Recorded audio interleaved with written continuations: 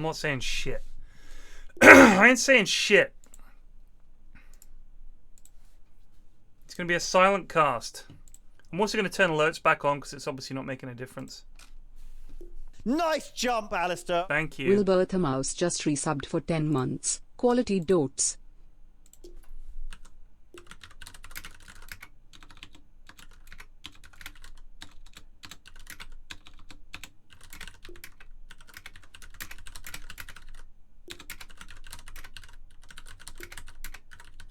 Nice jump, Alistair. Griffith just resubbed for 93 months. Fucking hell, Griff. Cheers, bud.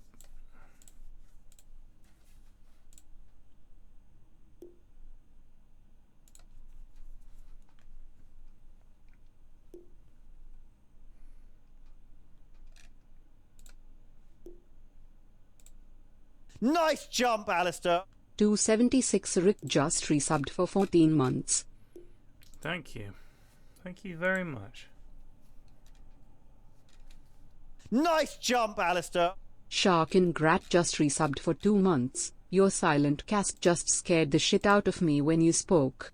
Volume was on max. Oh, I'm sorry. Try not to have your volume on max. It's bad for your ears. What is going on here? Nice jump, Alistair. Could be Mitch just resubbed for 69 months. Clear skies, Alistair.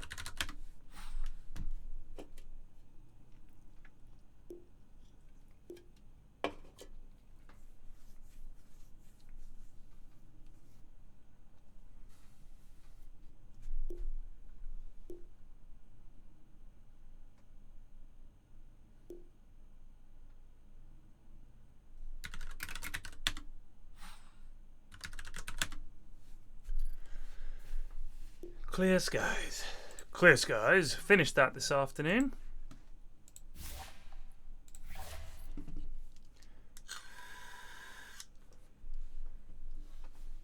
I quite like that emote. Good evening. Alright. What is that emote that Cool Llama's posted? I do quite like it. Looks like an angry lich face, I think. But Lich isn't red. That's my thing. What hero is this meant to be? It might be Shadow Demon, actually. Shadow Demon's a bit of a bald boy. That's true.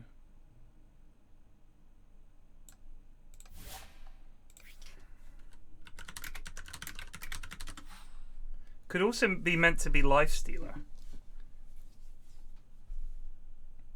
I think the teeth are too Nice small. jump, Lifestealer's Alistair. got Heats big old underscore fucking just gnashers. resubbed for He does. 15 months.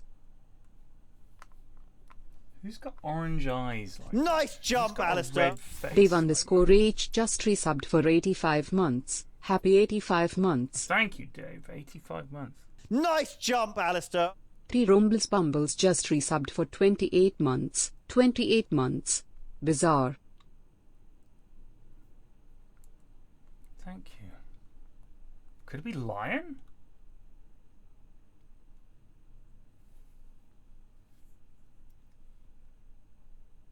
Shadow Demon's the best shout yet, but I don't know.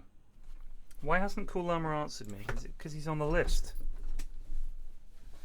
I saw that whoever made the list command added all kinds of nice little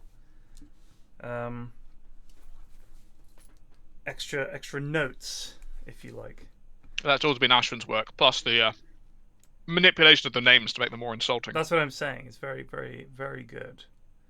I also like the way it describes it as the players that Ted feels repulsed by playing with. Which I thought is Jacka Nought, Nought,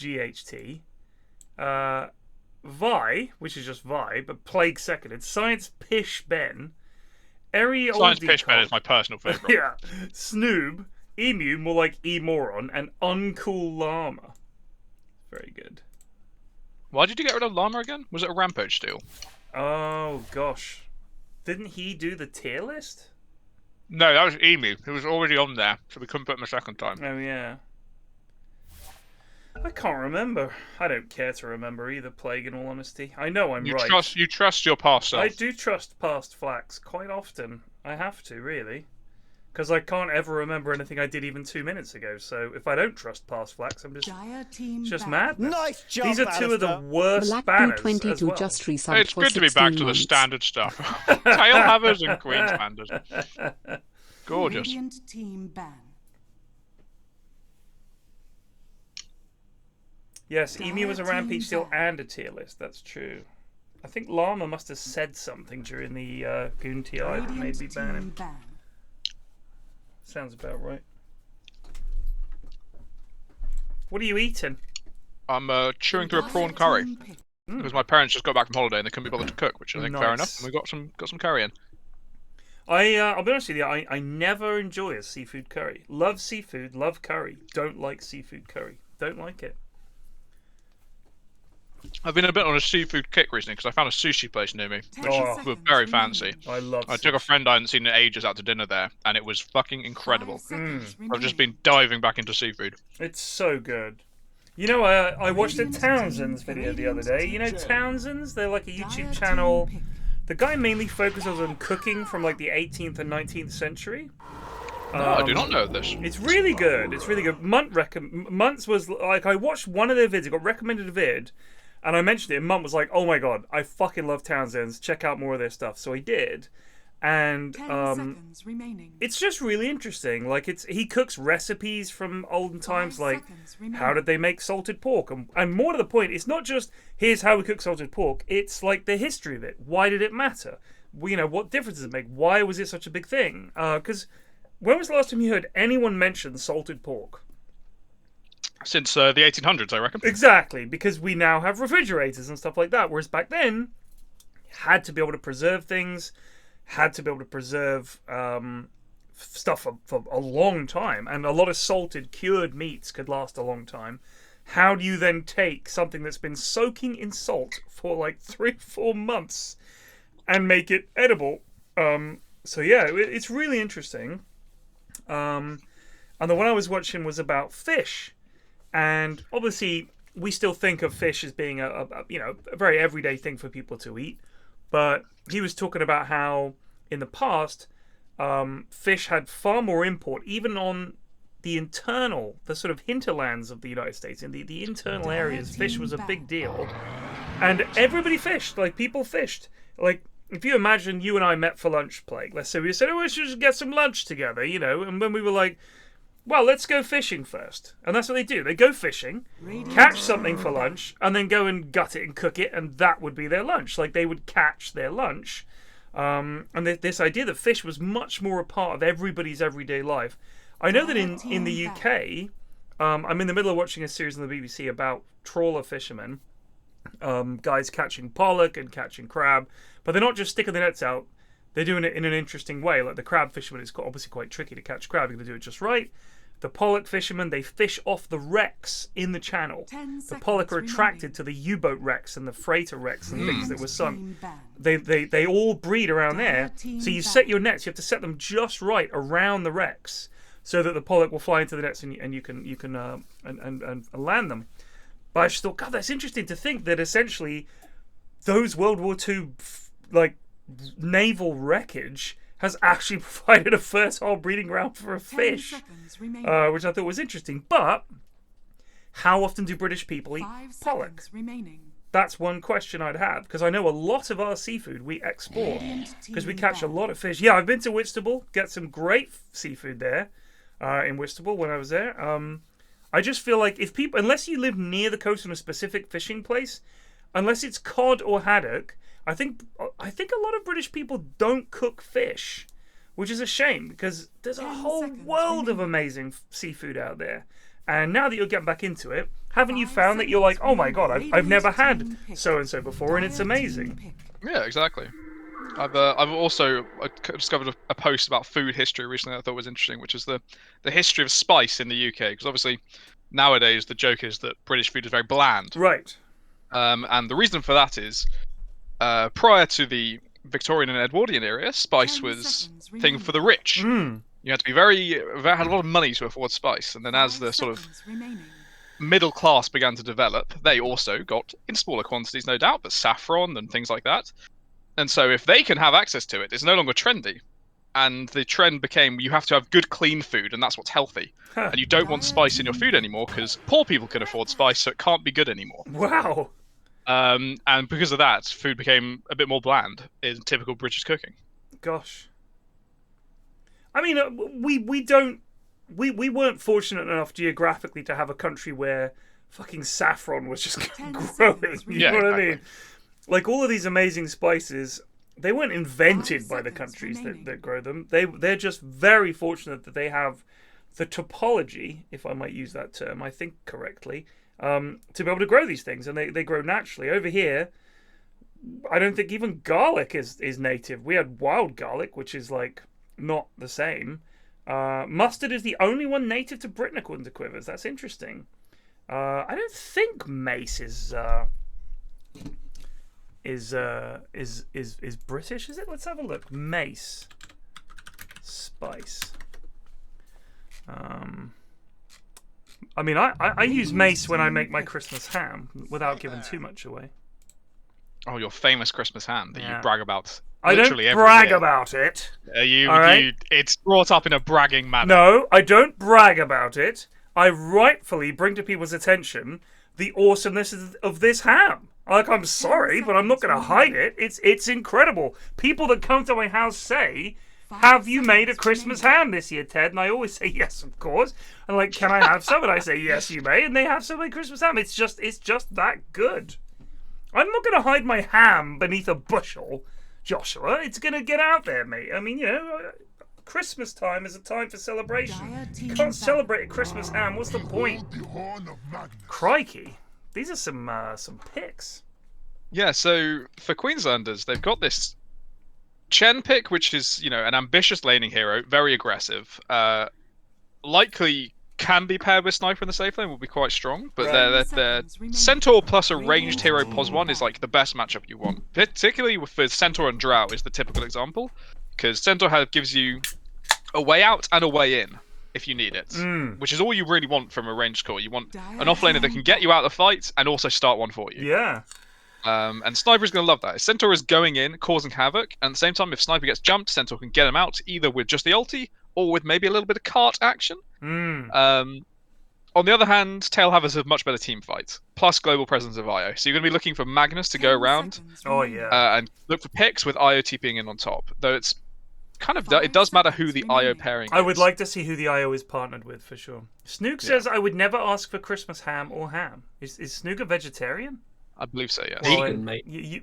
Bloody vegan. You wouldn't get even across the threshold of my home, Christmas or not. How can you have fun at Christmas if you're a fucking Radiant vegan? team Like, ban. Christ. All the best stuff. I bet you can't even drink Bailey's. I bet Bailey's isn't even vegan. Is Bailey's vegan? I've got the empty bottle of Bailey sitting on my desk staring at me now. They're not vegan. You can't even drink Bailey. 10 Bailey's. seconds remaining. You can't even drink Bailey's. My God. 5 seconds remaining. The one advantage that vegan people have is eating Indian food. I'm still convinced by. But yes, that's true, because like vegetarian Indian food is vegan, isn't it? Most lot of of the it. time. In Ghee In a isn't lot of, vegetarian, though, is it? what is sorry? Ghee isn't vegan, though, is it? Ghee, no, it's butter. It wouldn't be vegan. But I mean, a lot of them have like creamy dishes. If you like, quite a few North Indian dishes would probably be vegan. They rely more on sort of like sweet and chili flavors as Right. opposed to 10 creamy seconds stuff. remaining. 5 seconds remaining. But I've just found that the vegetarian food to be a higher quality. Snoop doesn't drink either. Oh my God. Oh. Radiant team pick. Faceless Void. Faceless Void. Well, yeah. I It's guess. fine. Io So can Mag rescue is people, though, can't he? Yeah, he can. Mag is a pretty strong laner these days, and Faceless Void deals with that well. 10 Because, you know, in seconds the olden times, Mag used to max in power and just kind of out CS you. Now they're maxing 5 Q and E, seconds and they're just remaining. destroying you in lane. But Faceless Void deals with that very easily. The getting pulled under tower doesn't bother him, Yeah, and yeah. the Q spam will not overly affect him because of his own Q. I mean, PA would do the same thing by blink striking away, you'd hope. Yeah. And I will say this, I'm not convinced that they don't have potentially 3 ways to save people from Chrono. Choose your hero. They've got So, Io the can best save hero- people, OD can banish people, and Magnus, if Void strayed too close, could even horn toss the Void out of the Chrono, which would be funny. And now Tiny could even just stun. And Snap can just gauze into the Chrono. I'm not convinced. But it does set It could things be up for the quite a sniper. hard Faceless Void game. It's Ape Gen. It is the Ape Gen, holy Christ. Chen. And is that... Well, Bean is normally a pos 3 player, but he might just be chenning it up for the fun of it. I was going to say, for Radiant, the best hero would be Morph for the tail havers. Morph is so fucking popular now, and I am ready. I'm ready to unleash myself. I'm going to also be playing a bit of Morph. You'll have to fight me for it. Your Morph is unironically, my Morph is really bad, but you really push the limits.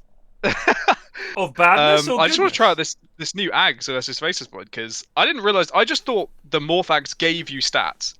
But it actually takes 70 attack speed away from agility carries when you morph Ags on them. Like, that is fucking crazy. Like, a Faceless Void comes in to do a Chrono, and you take 70 attack speed from him, and he just can't do anything. There's nothing he can do about it. It's the most broken thing in the fucking universe, and I'm going to enjoy playing it. I saw it against the Slark, and the Slark was just so sad. It all hits so slowly. I just think I realise that I don't want to bring up the debate about vegan vegetarianism. Obviously, I have a lot of friends who are vegans, vegetarians. Lewis is one of them. I have absolutely no issue if someone comes to my house and says I can't eat meat, no problem. However, I will say this: I would never go to. There's that Mitchell and Webb sketch where he goes to the family's house. He's like, "Yes, I'd like some meat, please," and they're like, "No, sorry, we're vegetarians." He's like, "Well, I accommodated you when you came to my house." And you're a vegetarian, and now I'm here, a carnivore, and I'd like some meat. And I just think it is funny to think that it's accepted that when you have vegetarians over, you cook for them, but when I go to a vegetarian's house or a vegan's house, they don't cook for me. They cook for The thing themselves. is, my dad would actually do that. He would actually make meat. I think that would be a nice thing to do. If you're a guest in my house, we had a good. This was about 10 years ago now. My sister and her boyfriend came up to stay with us because he'd just started a job in London, 30 seconds. and he's a vegetarian. So for a full month, we were all vegetarian, and all I cooked, I got a Yotam Ottalengi recipe book and cooked all Yotam Ottalengi recipes, and vegetarian stuff is superb, and we just all vegetarian for a month. Now I will say, if I go to his house, is he gonna say, well, Ted's staying with us for a month, so we're gonna have to cook some burgers and stuff for him? No, because obviously the difference is I couldn't get by with vegetarian food. Like, you could get by as a vegetarian. What if you couldn't? What if you just had a hungering I'm for just blood saying, and I flesh? do feel that I want some fucking meat, and after a month without it, I was fucking dying. Like, where's my fucking meat? I can't believe this. I That can't. is concerning that you'd be bad. dying. I'm dying. I was just lying on the floor. People had to spoon hamburger juices into my mouth. I couldn't even chew.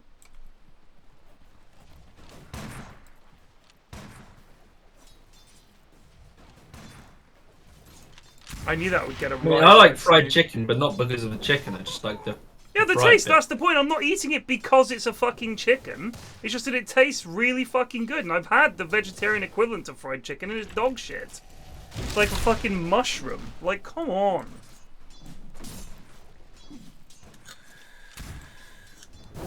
Enjoying Chen just being owned by Snapfire, and yet continually walking back into melee range to get owned again. Oh, yeah, he's got to go in there and, you know. That's not a good first camp as well. got to Oh, go and he and, leveled Holy Persuasion. Man, actually he's gonna die. owned here. Yeah, he's dead. dead. Yeah. So, Wow. so what was the plan there? Because as you said, Plague, he knew LDC was there, and he's not holding an area there. He's just walking about.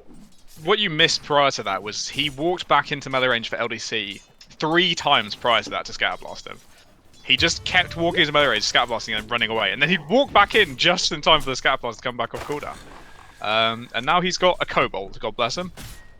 Is it me or is Though I actually, died looking twice? at this, the prospecting aura is amazing. 20 gold per minute. Sorry, what is? Maybe this, the kobold. Look at it, 20 gold per minute aura.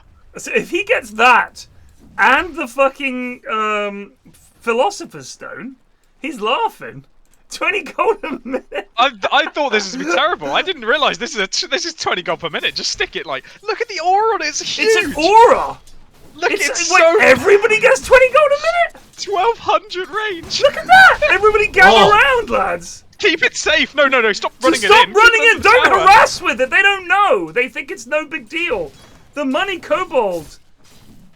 Here's the play. He needs to find more of these. Just get like 8 of these fucking things. Get a Helm of the Dom and get a ton of fucking prospecting kobolds in a Philosopher's Stone and you'll be rich.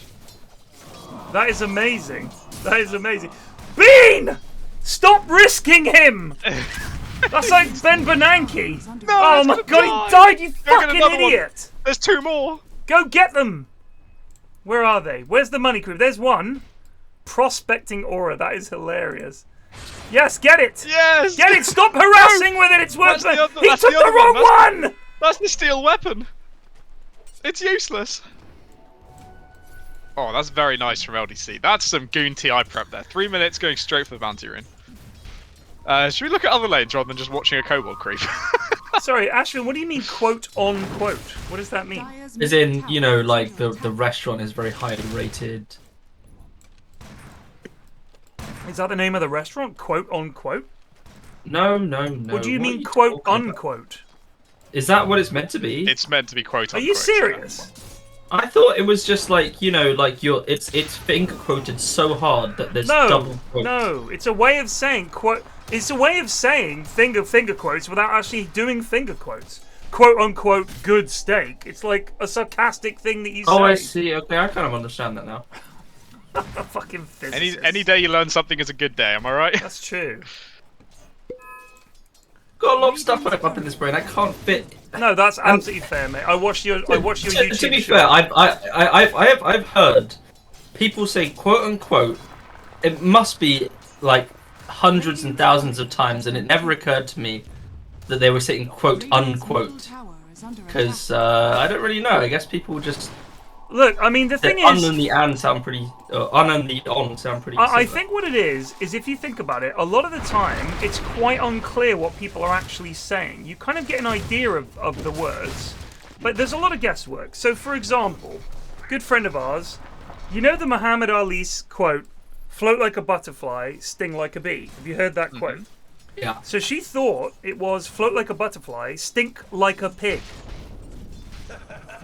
Now And that's like a harder to pig. explain.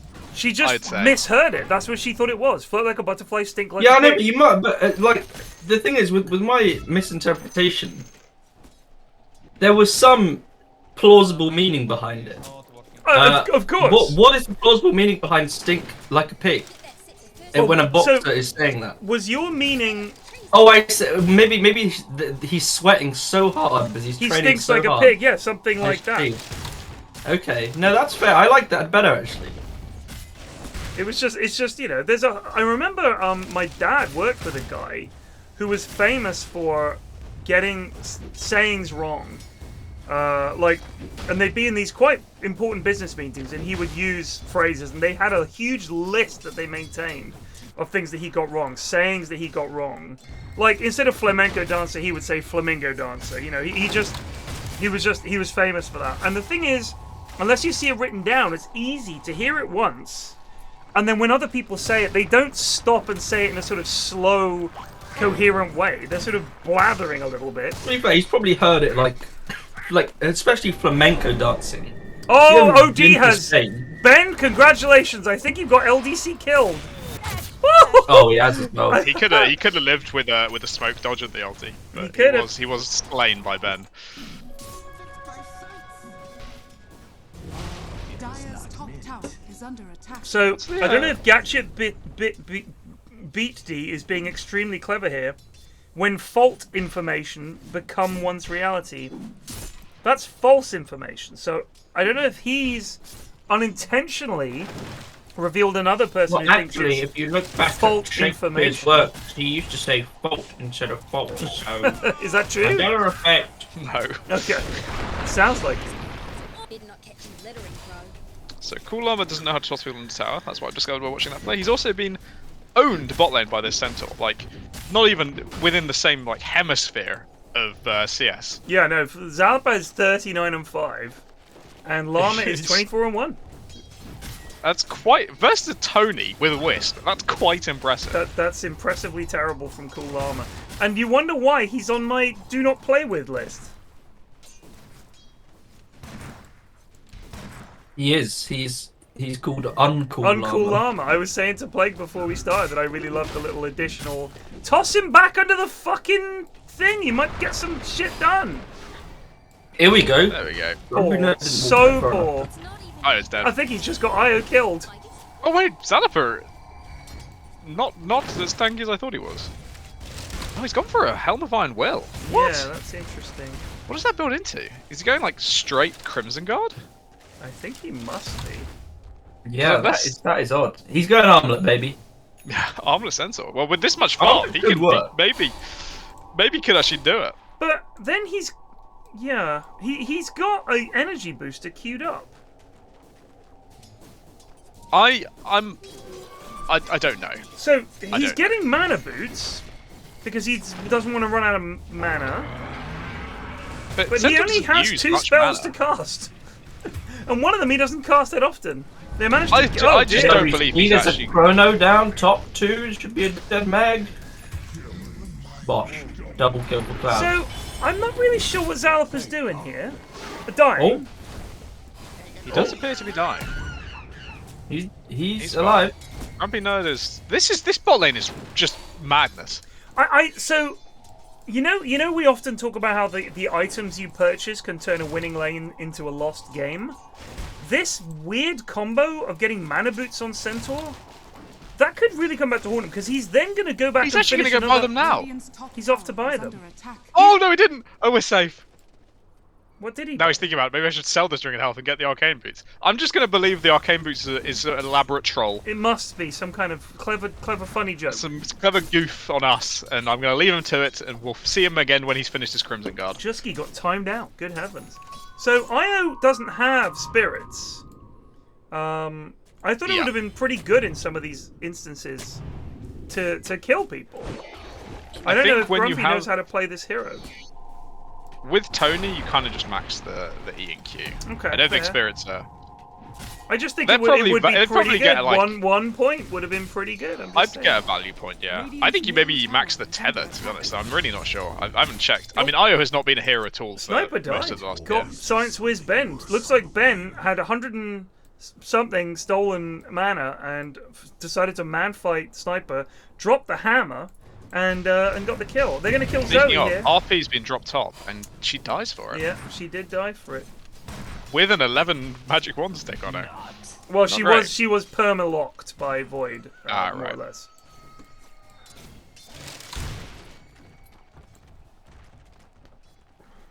You don't usually get spirits? Fair enough. Yeah, I think I do not play Io, like, not a hero I play. You used to get them to like help you stack camps. Like you could stack 3 camps at a time with spirits, but I don't think they even bother with that anymore. Or they just got good enough they can do it normally. There's a hasty sniper behind here. Only could be rapping, but he's. But instead he be rapping. How has he not got a money creep again? Get the fucking money creep. That was the most hype thing I've ever seen Chen do. I mean, it's paid off. Void is top of the net worth, no doubt due to the many minutes that he having initial 20 GPM. That's an extra creep per minute almost. 20 GP. GP, it's so. Oh my goodness. That's a. I'm surprised Bean is sticking in there. Oh, the Centaur on top as well. Nice. The other lads, the Tailhammers, are getting dumpstered. Yeah. I feel like they're losing quite badly. The biggest loser is Magnus. Magnus has been, on net worth-wise, absolutely destroyed. Yep. Tiny and OD are at least hanging in there. But all 3 Dire Cores are ahead at the moment. You know, I can't help but think if you're losing the lane as Mag, you can't go for mana boots. I think you have to get the blink and just say, look, lads, I'm going to rush a blink and I'll just try and win us a big fight, and that'll get us back into the game. Because if you go for the mana boots now, your blink is delayed by probably another 3 or 4 minutes. Like, it's not going to be pretty. Oh. So carry Stacked it there a little bit. The gauze! The gauze! Gets bast! Don't know if they can actually kill Zalapa. Zalapa could possibly kill Grumpy. Oh my god. He just doesn't take much in the way of damage, especially when they miss the Q. Vanguard and Helm. It's pretty nuts. Now it's looking brilliant. Plus 11 armor when he's under tower. Not bad. He's doing great. I mean, like, even with how weird this helm purchase was, it's not like he's fucked up actually in the lane. No, he's still kind of slowing this Tony down as best he can. I think as long as he gets Blink next, I'm fully on board with this, just because of how it's worked out. But I don't want to see him get the mana boots. Here comes an American sniper. Phew. Who do you American snipe? Oh, sorry, it was Bast. Yeah. The air. Yeah, there are 2 American snipers in this game. So I think Tiny and IO, even before the Tiny nerfs, has probably fallen off because the Tiny carry build now involves Ags. And Ags does not benefit from you having an IO with you at all. So it'll be interesting if he still goes for the Ags build, or if he tries to do the old Tiny build, where he just goes... He's just going straight Moonshard. So it's kind of old style. Old style building like 4 months ago. That is a dead ball. Could be a dead Zalapa though. Oh heavens! But do you know what all of these moves are doing? They're pulling attention. This could be bad for your boy. Oh, he's dead here. Your boy OD. Oh, he lives. Oh, it could be death for a Bast as well. I was respawning in TP. There's a lot of TP's bot. Cloud's gonna die, I think. Zoe's skewer up here. Zoe? Classic Ashford Magnus play. Not having anymore. I'm reformed. No, your Magnus has improved greatly. It's so good now, yeah. What did you think like cracked it? What was it that made you stop skilling in power? Yeah, that's honestly it. It's just quite surprising how much damage skewer does. Yeah. 350 max, which is just frankly insane. I think as well it makes you a threat, right? Like being able to skewer people. Oh shit! Ooh, American sniper. I don't think he's got the move speed to catch this Tony with only brown boots though. Definitely not. Tony going for a moonshot. Is this a fairly classic Tony build? Oh, look how many skellies are mid. Oh my Get in there, lads. god, Bast is doing some work here. Oh, he's reloading him out? Oh, for the heal, I guess, and then we can go back. Radiant's middle tower has fallen. Quack. The Radiant have lost 2 towers tower now. is under attack. Sorry, I thought they'd taken bot at the same time. They haven't. No. Look at Bean's little army. This is a good Skellies rotation too. by Chen. Guess the Skelly creep comes and takes mid. And again, this is all happening because Radiant are continually having to go fight bot. Yeah. And what's this going on? Void happening? free farming. What's Sniper happening, free Void? farming. Radiant's Void top with tower Mom, is under Maelstrom, attack. BKB inbound. Trouble. Radiant's I'm going to structures say are that fortified. the 82% win rate predicted by Dota at 15 minutes is correct. Yeah, this is pretty impressive laning from Dire. Radiant's top tower. And they're still just, even with just 2 heroes, they're just kind of fucking styling. And look, Bast oh, does he's go gonna down. die. Nice goop. A fire. I don't even think Sniper should TP in here. Just leave these 2 goons making incredible space and keep farming mid. I mean, look at Bean. I mean, in a weird way, the Sniper Bean here is keeping these 4 heroes here, and yet they can't ever get to him. They're gonna lose a tier 2. It might get a Centaur. Centaur doesn't have Look. ult. Oh, what was that fucking skewer? Oh shit, the Oh, RP! that's the RP. That was a good old-fashioned double They tap. lost a tier 2 skewer. top though. They did lose a tier 2. Almost. And that has gone down very fast. Whew. It's just the skeletons. Plus 9 attack damage on all Oh, creeps dear. from the Dark Troll Summoner. Oh, it will be defended. Oh, Babs has killed another. The American sniper takes a shot. that's Bast. Oh, they're on Ben here. Oh dear, this might be trouble for Clavs. Oh, what a play! Oh! Did they do it? Oh, the What in toss! the Oh! Oh, the Chenot was so late. Click! That toss has killed him. Cool Llama, you're an idiot, mate.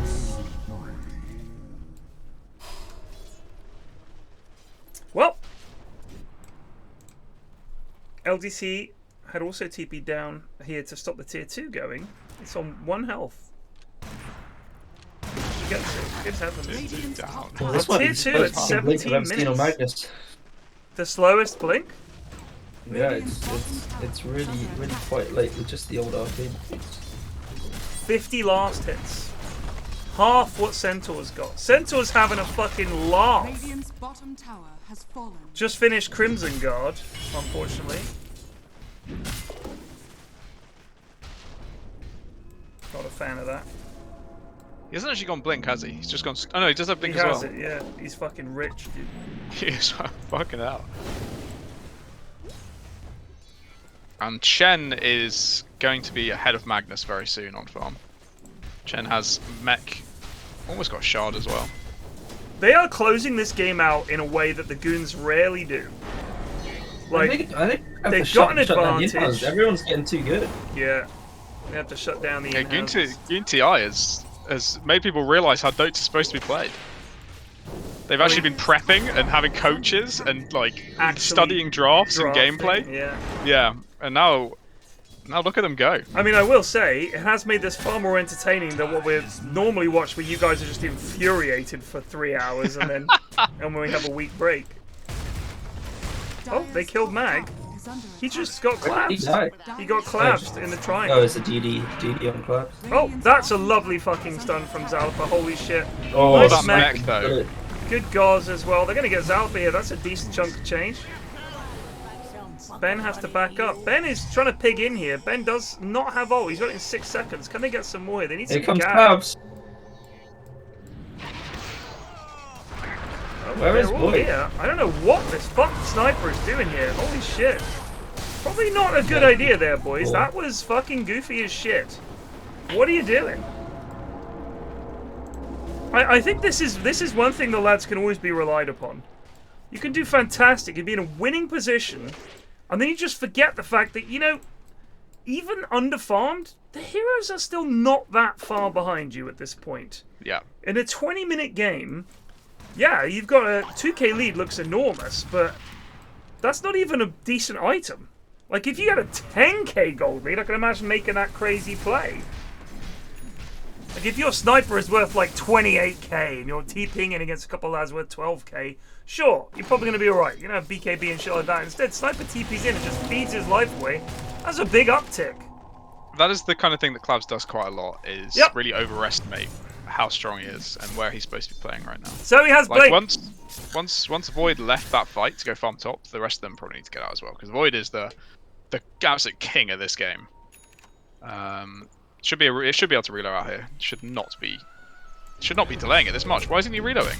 What's he doing? Grumpy, buddy, you need to get your tiny out. Oh Somehow, my god, Tiny that gets was out fucking anyway. amazing. By Wow. nothing but pure miracle, Tiny escapes. Not at all thanks to his IO. Dire's top tower is under Grumpy is a attack. fucking idiot. It's Unbelievable. bold to be an IO picker. I don't think I've ever seen him play it. Dire's top I didn't tower have either, has but fallen. not Radiant's the most bottom impressed so far. tower He is pretty under farmed attack. though, I'll give him that. Mech also finished for him, so the heals are online for both teams. Right, I'm gonna, because Zalfa's the least likely to perish, I'm gonna leave the camera on him while I pop to the loot. And this is going to be a big team fight. RP on 2. But Zoe's just completely Fortunately, alone. it's just There's not no enough follow-up. damage. Sticking in, let's just run into the back. He's trying to chase after that. Tiny He's wasn't going to anywhere click near one. this either. Bottom tower is under attack. Grumpy Nerd dead once again. The American sniping bullet is not even going to have time to land. That's comms issue, right? Tiny's not there. You don't. I guess they thought Chrono's on cooldown. Let's go for a fight with the blink reveal. But you've got to. Can't be doing it whilst people are TPing in. Radiant's bottom tower is under attack. Is LDC in this game? He's playing Snap. He's Do you playing know, LDC's actually played alright this game. However, Yeah, I feel like the Dire's last top like tower is under attack. 5 times I've seen him play, it's been terrible every time. And like not just terrible in like overreaction way, it's just been awful. Has he been? He was saying to me earlier that he was playing POS 1 for his team, and it went really badly wrong. And he switched to playing POS 3 and POS 4. And This is trouble for the Ben. But this is trouble for the Zalaper too. Oh no, it's BKB on Void. There's nothing they can do. Oh no.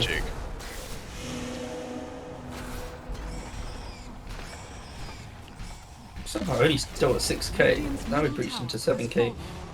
Bean is starting to claim ancient creeps. Could he do that from the get-go? No. Shard on Chen is what gives him the ability to get ancient creeps. Okay. Man, they've used to be the Ags, didn't it? Already changed things around. Yeah, the Ags is now. Especially as they buffed ancient creeps. It's pretty pop. Yeah, Chen's a great hero at the moment. She's in your room. Thank you, sweetie. I wanted you to take the cat downstairs. So they do have credit for this, but RP's coming in on Dire, on Radium. RP. Zoe. That's a decent RP. Shit, I'm here. Oh! That's a great chrono. Oh, a nice stun to follow up with, and it's trouble. A bullet to the face. Claps is trying to survive. He's gonna die. LDC with some nice moves, but it's not enough to get out. Just slightly too late. 2 seconds earlier, and that RP is before Roche dies, and it's looking good. But I would say it's very. It's actually it's pretty very fucking GG funny how bad it is. It is. That's bad. I like it more about how shit it is now. Like, I'm actually quite fond There's of it. something really very endearing about it. It's just...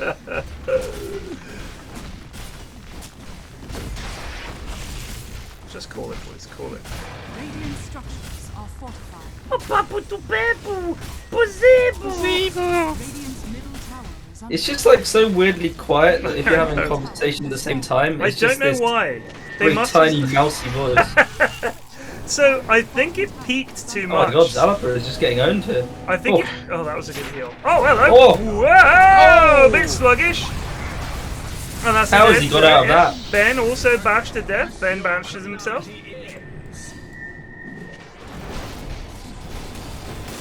Oh my god, the damage! Jesus! He's still got the Aegis though, so he doesn't really care. Yeah, he doesn't really care. At what point do we call this game? Should be for this fight. So Toffee offered to coach Zoe earlier on some POS 3, and this would be quite a good game for him to look at, because as you said, Zoe has maxed in power and not her fighty spells. And it hurt her lane, and it's hurt her game, and really just poor. I didn't realize we were wearing our trying pants today. Sorry, but you guys fucking sucked. Don't get salty, Zoe. You guys fucking sucked.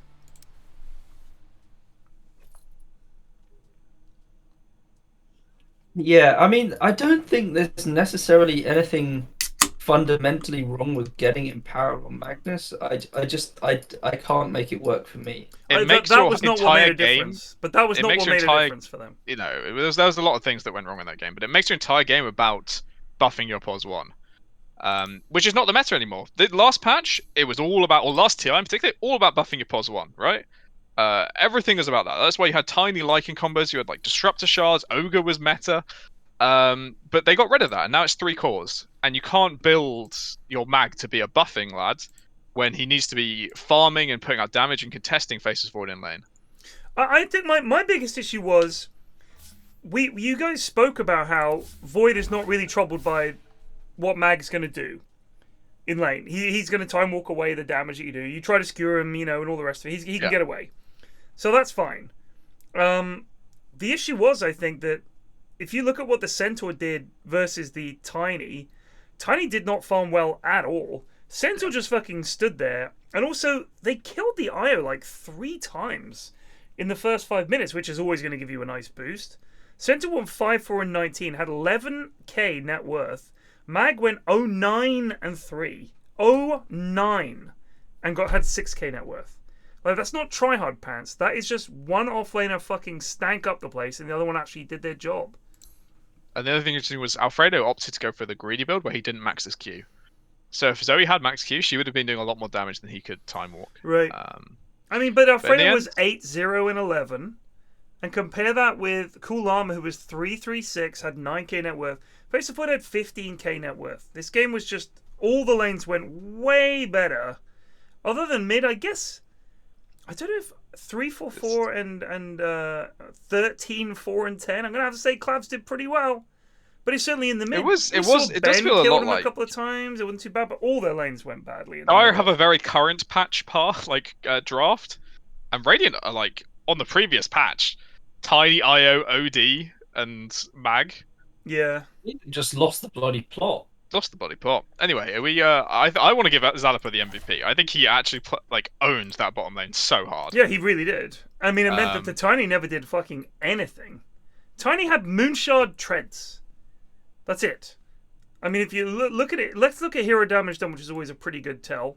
Hero damage dealt, the Magnus did 5.8k. Io obviously did 2.3. Chen did 8.5, so did more than those two combined on Chen. Cool Armor did 14k. LDC did more than him. LDC had more kills than his mid or his Tiny combined. Like, in fact, LDC had more kills than his entire team combined.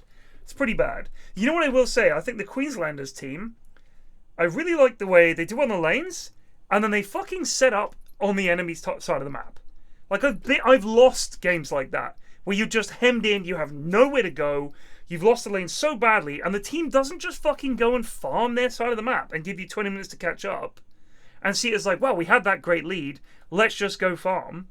No, they fucking stayed up in their face, and they went for Roche and shit like that, and I think that's really good. Well played. Well played, yeah. Dire team. Well played. Who's in this one? Picture of Pyrion. I thought we already did.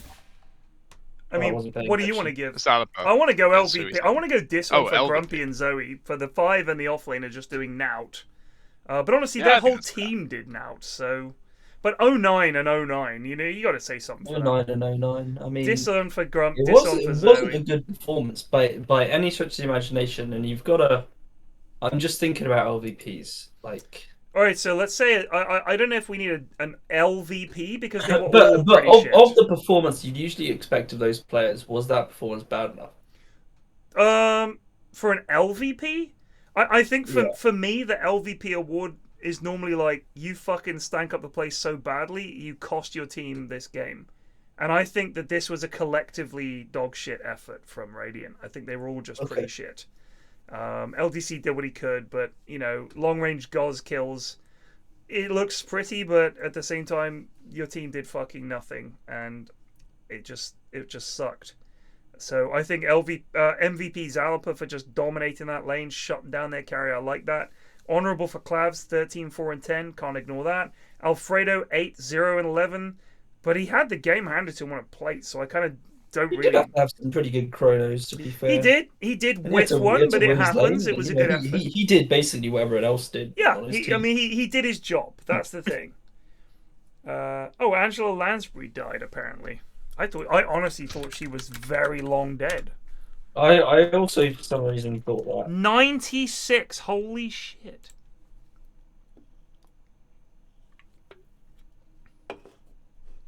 Wow. When do you think her first film role was?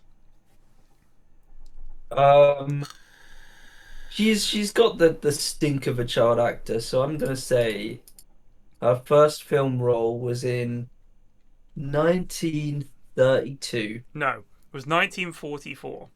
In the film Gaslight, which is a really good film. If you haven't seen it, it is a really good film. And the term gaslighting comes literally from that movie. So if you use the term gaslighting and you haven't seen the film Gaslight, I recommend it. Not only because of that, but also because it is a really good movie. So she was obviously known as for Murder, She Wrote, but she was in a whole bunch of stuff. I didn't know this. She was born in London in 1925 to Irish actor Moyna McGill and Edgar Lansbury, a politician and timber merchant who died when she was 9. Following the Blitz, Lansbury, 2 of her siblings and her mother relocated to the US, where she trained at New York's Fagan School of Drama and Radio. She wanted to receive an Oscar nomination for her first film role, aged 19, in the 1944 film Gaslight. Interesting. And she was in The Manchurian Candidate, which was amazing. It's the original. Really, really good film. Interesting. Yeah, Jessica Fletcher in Murder, She Wrote. That is a shame, but honestly, if I'd had her life and career and I'd lived to be nearly... Good innings. I'd be pretty Good fucking innings. happy.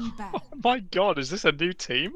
What is this? Hooligoons. Hooligoons. It's Hooligoons, though. Is that a MAGA hat? I think it's a... No, it's not a MAGA hat. It's got some kind of writing on it. Can anyone It's in not a chat... MAGA hat. No, it's it's just a not. cap. Can anyone tell us what It's a this hat... Cars. It is the 10 hat seconds from remaining. Cars. It does look like a Cars hat. That's a good point. The Hooligoons versus Picture of Pyrion, and that is, of course, my friend Draskell, whose hand I slammed in a This is van. a recycled picture of Pyrion, I think. This is disappointing. Yeah, is. they haven't found a new one yet, which is surprising. I mean, there's plenty of bald lads out there. And they don't even need to be relevant bald lads. Just find bald people and you could create a new picture it's of Pyrion very team. funny every time as well.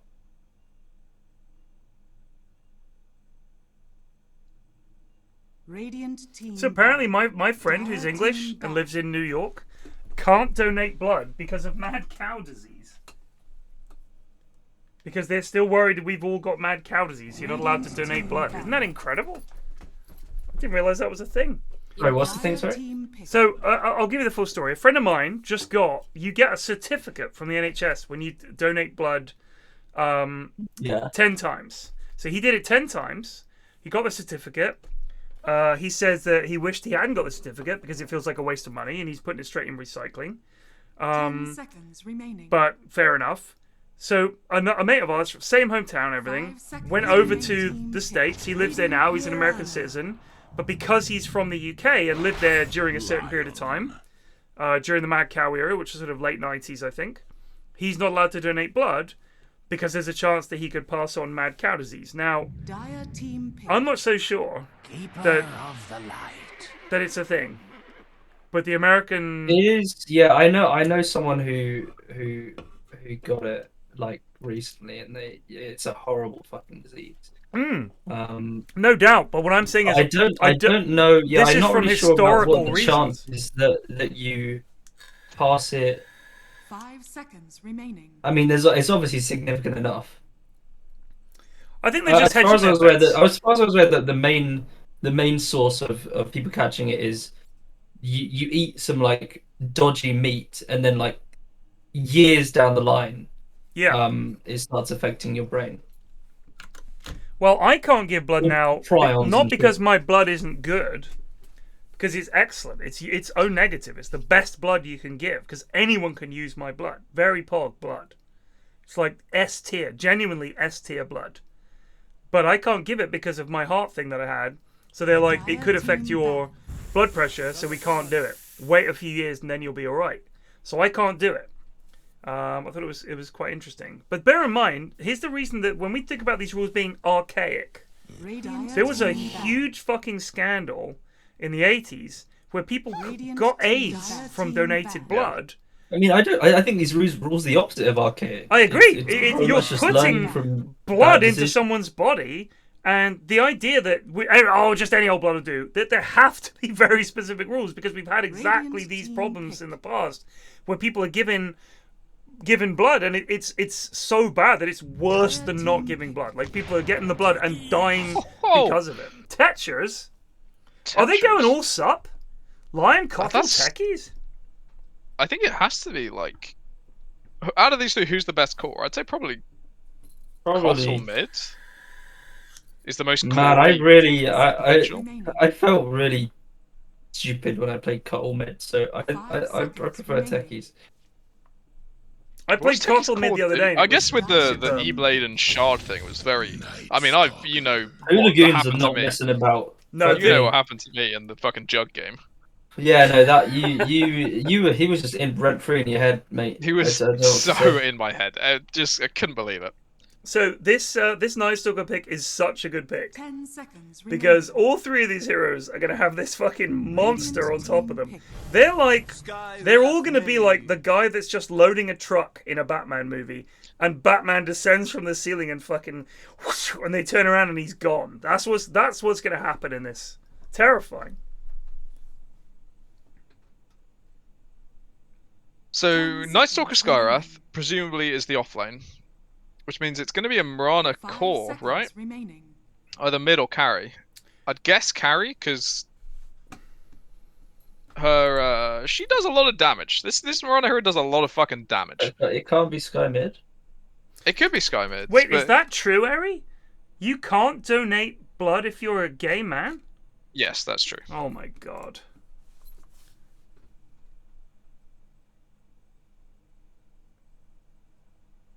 Wow, I didn't know about that rule. The thing why I don't understand about that is that can't they like? I guess they can't test you, you know, within reasonable doubt that you don't. Have, Well, you can. There's basically more hoops to jump through. You can. It's okay. The rules are men who have had sex with men who have had the same partner for 3 months or more and meet our other eligibility criteria are able to give blood. So you have to have a steady partner. You can't be having a new person every other night. And if it was if you had unstable partners as someone who is heterosexual, you are allowed. As far as I'm aware, yes, but I'm just googling, so don't take me as an expert. I mean, do you have to fill out like some big old questionnaire about you know what sort of last time I went, one of the questions is, have you had unprotected sex with? I think it's unprotected anal sex in the last X time or whatever. It's something to do with that. Is one of the questions, I'm sure.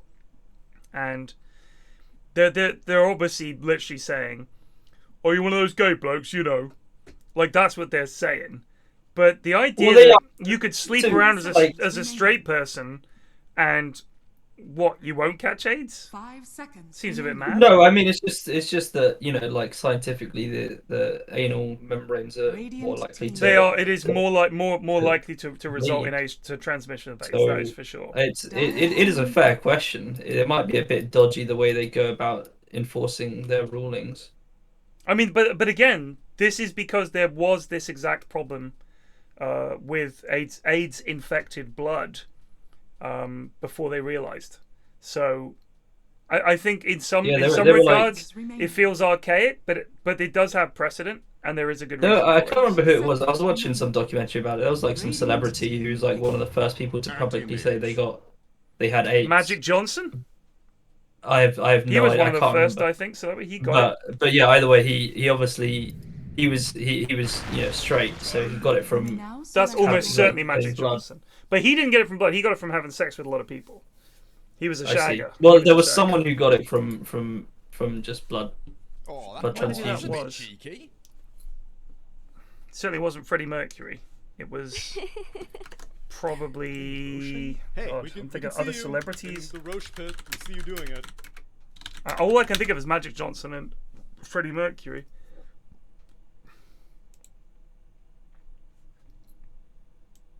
I really don't know much about it. I don't really know many people that like, apart from the ones that pretty famous ones.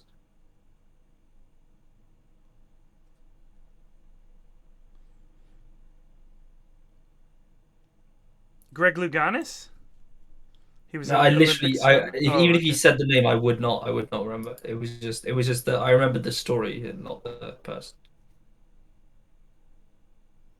Lot of people that I grew up with, our neighbours and people on our road. There were a lot of people that we knew died of AIDS.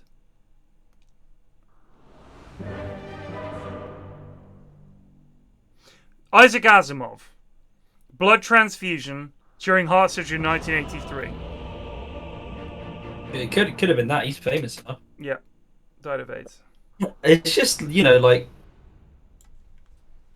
That's certainly like one way to go, I guess. Like it's just super unlucky. Yeah, very unlucky.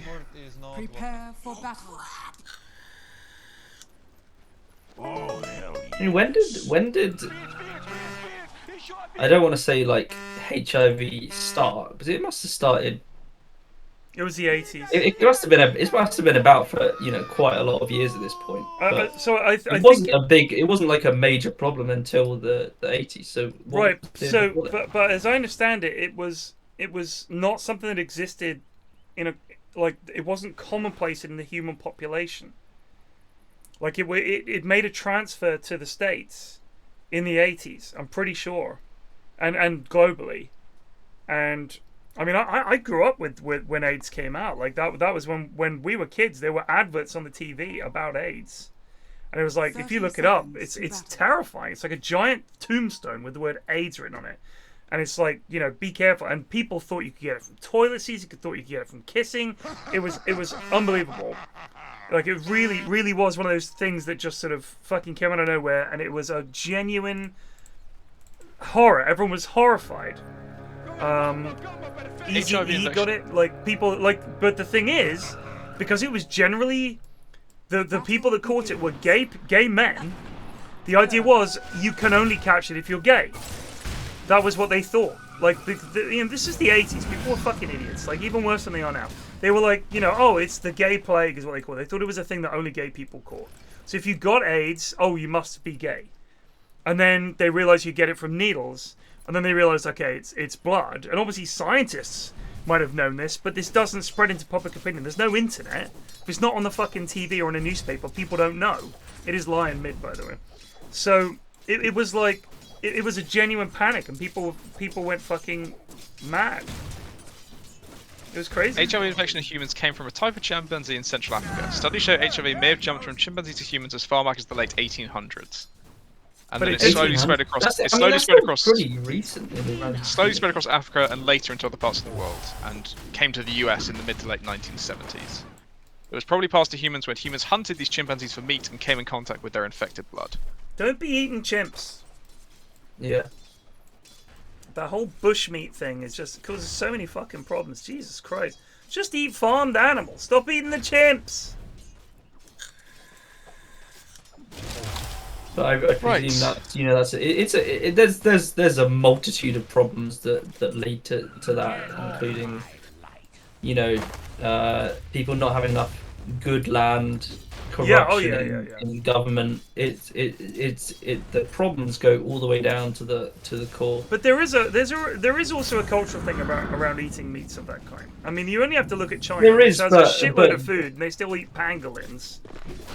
Do you know what I mean? Like, there is a question about, do you have to eat if they could just eat cows all the time, they would. I'd hope so. Because nothing... prior to our conversation about mad cow disease, nothing bad's ever come from eating a cow. But that's from, I think, wasn't that... If awfully I remember reared, rightly, very, very sort of... I think it was because they were feeding cow meat to cows.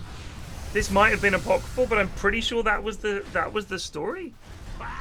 That they were literally like, it wasn't even just like, I know bone meal is a thing that they feed animals in their feed sometimes, but it's essentially the reason it started was because they were feeding animals like cannibal meat, essentially, and cow brains and shit like that was going into cow feed, so it led to this kind of disease. But I could be wrong. It could be one of those things that was not true, but we all believed it at the time. I also don't know, but it could again be down to a conglomeration. Ciaran going for it here against Evil Teddy. Yeah, this is a click off. He's got it. Oh, he gets him. Played, Ciaran. Line clicks very hard, so it's good. It's 66 damage with the Null Tally. Not shabby.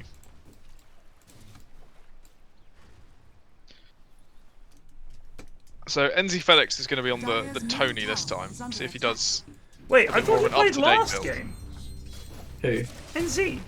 No, I don't believe so. Who do you think he played? That's the interesting question. I don't care. They're all just in-house goons to me. All phases into one.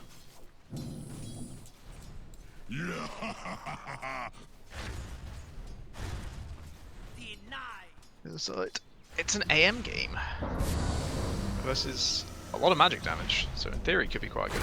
Oh! No uphill miss. So, Someone in chat says there is a strange genetic mutation you can get after being bitten by a tick that can make you faint when eating red meat. I do, but Really? I just assumed it was love. That is so strange. And like, I'd need a citation.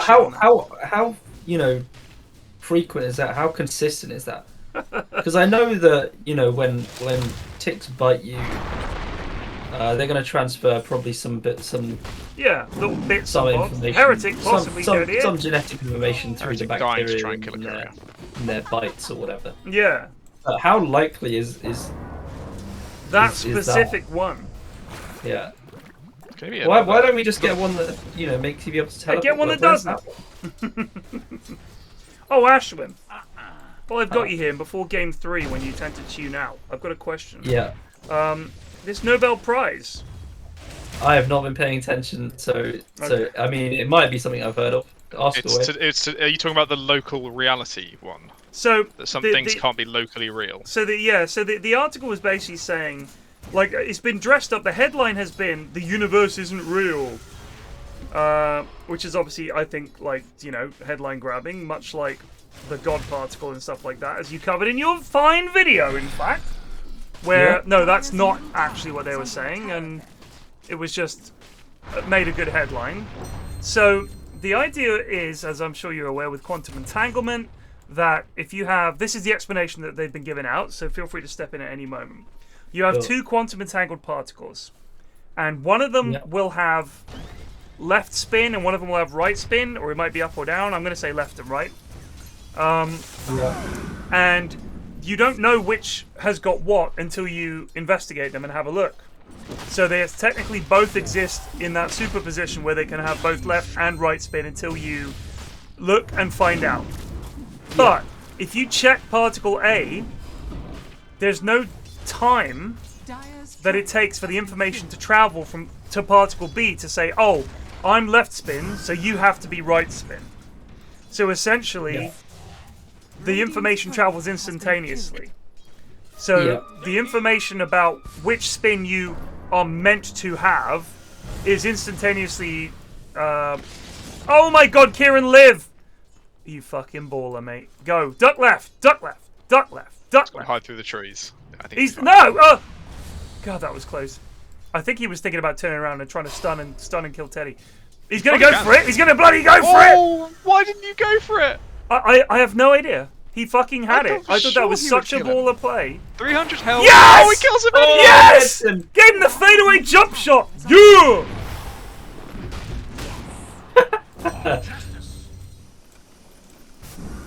What am I doing? Not happy with this performance. Here comes Paragon! You fucking kill your ass too, noob!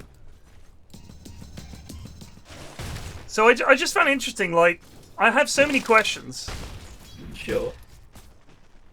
So my question is that when we say, because I know that, isn't it the case that you can either know the position of a particle or its velocity or something like that? Like you can't know both things? You can either absolutely know.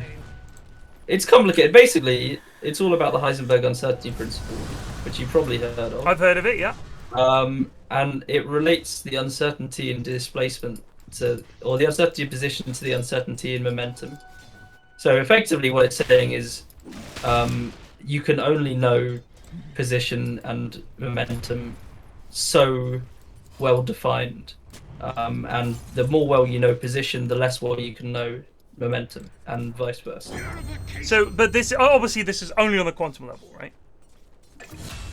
Yeah, I mean it will affect things in macro systems, but you won't be able to see a noticeable effect from it.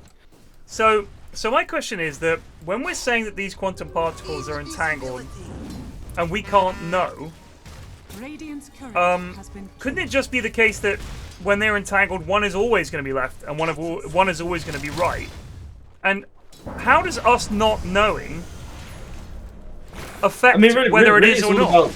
It's all about the interpretation you use. There's not just one way to understand quantum physics. The main one is called the Copenhagen interpretation, which is basically the Schrodinger's cat situation, where everything resolves when you look at them.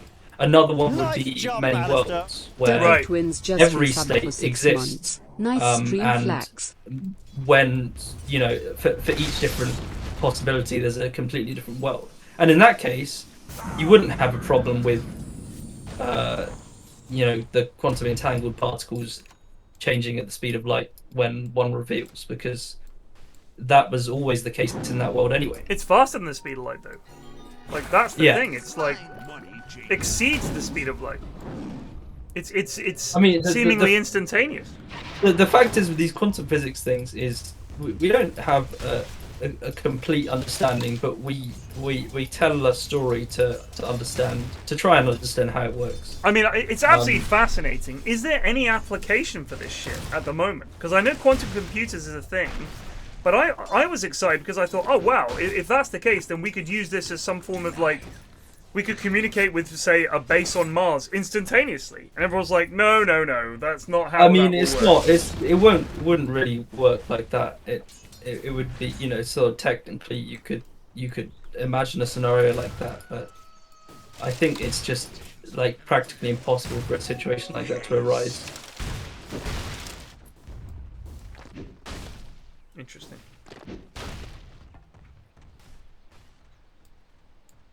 Look out for fallen rock. Oh, dude. Mutazu! Yes, Ciaran. I'll read up more about it and come up with a better explanation. I mean, honestly, if you wanted a thing for your next vid, I would love to know more about this shit. Ingo's Soups, Night Stalkering on top of Heretic. That's a dead Heretic. He has made it nighttime though.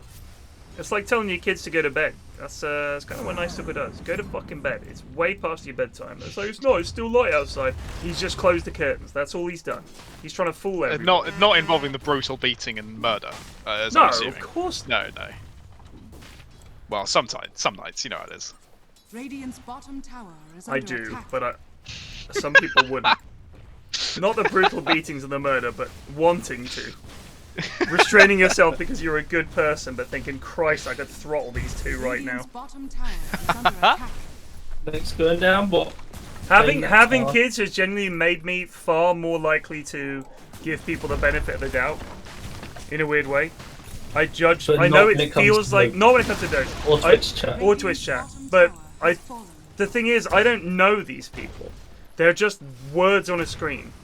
So I don't think I can be judged that harshly, because if I meet people, I almost always give them the benefit of the doubt unless they give me a weird vibe. The thing is, when you've got kids, you understand that people are fucking idiots, and they really don't change that much between being 7 and 8 years old and 27 and 28 years old. There's very little actual movement there. They're just, people are stupid. They're selfish and greedy, and they think about themselves above everything else. And I mean, I find myself doing things where I think, Christ, I told the kids off for doing that, and I'm fucking 46. What am I doing? So, it's tough. Life is tough. You're expected to know it all. Between the 8, my eldest is 13. She's a moron. I love her a bit, but she's 13, so she does stupid shit all the time. Like, she's not a moron. She just, some of the stuff she does is like, what are you doing? Like, you have to be thick to think that's a good idea. But they're just 13. But then I know adults, and I think, what are you doing? And I think, oh, there's really very little difference, actually, is there? Like, 13, 23, what are you going to learn in 10 years? It feels like a long time. I mean, it's honestly, it's less about what you know. It's more about how you learn. Because some people are just never going to learn to do anything better than they're currently going to do it. I think a big thing for me is that I honestly feel like the best way, and this is not some big philosophical thing, but the more I think about it, the more I feel like when it comes to human interaction and people, if you can't learn from your mistakes in dealing with other people, you're fucked. And kids can learn, you can tell them something over and over and over again, until they've actually seen it happen and felt, oh man, this was embarrassing and I fucked up. Paragon! Yes, please! Yes, this is... No! What? How is this Kotal allowed to just stand here? How?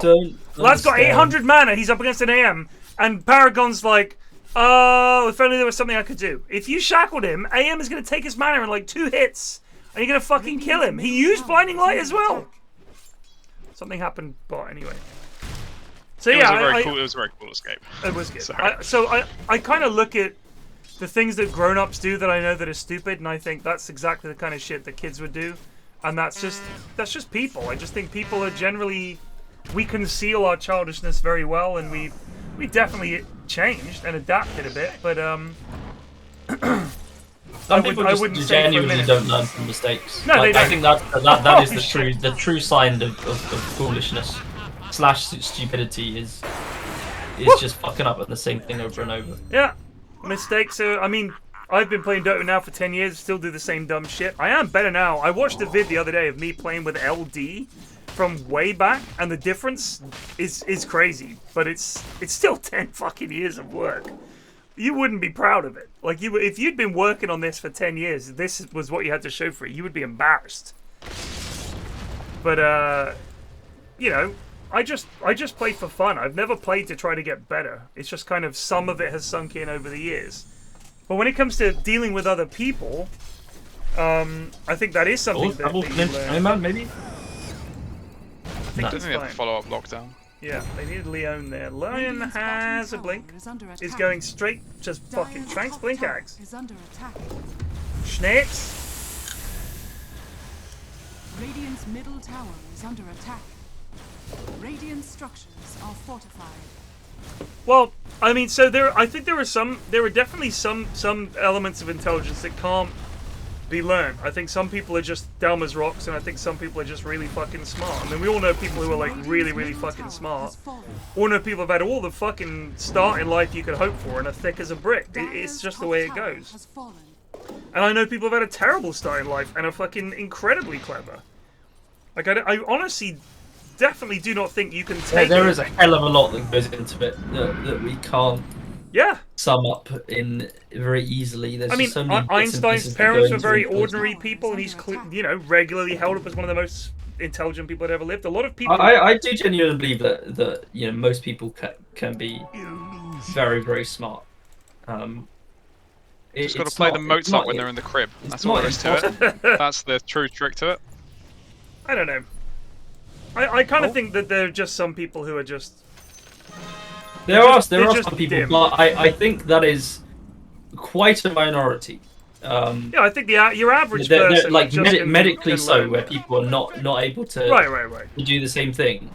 But do you not think that there are some, like, I've met some kids who are just like, wow, this is one fucking smart kid, and they barely started school, and their parents are not particularly smart, and their kid is just like whip smart from the get-go. They just get it. I also wonder whether the way we evaluate intelligence, some people are smarter in some things that just don't seem that applicable in a weird way. Yeah. Like, some people are just really, really, I don't want to use the word emotionally intelligent because I don't fully know what it means, but they're able to read people really fucking well and understand how to sort of, not manipulate people, but how to be sociable, how to do things that other people who are really smart absolutely struggle with. But the thing is, it's hard to pay someone to just be easy to get along with. It's much easier for us as a society to value someone who is really fucking good at maths or engineering or whatever, because that is a thing that you can do in the physical world that has an economic value. If you render value from wage. But it's like, if you look at some people, someone who's someone who's a fucking amazing doctor is probably not someone you describe as stupid. They're really fucking good at what they do. They're incredibly smart. A really amazing lawyer or a really amazing mathematician. Like, they might not be able to fucking figure out how to use their fridge or whatever, but they're incredibly clever people. They, that whole, they lack common sense and all the rest of it. I would genuinely say that I suspect that physicist is really fucking clever and just hasn't ever had to bother with this shit.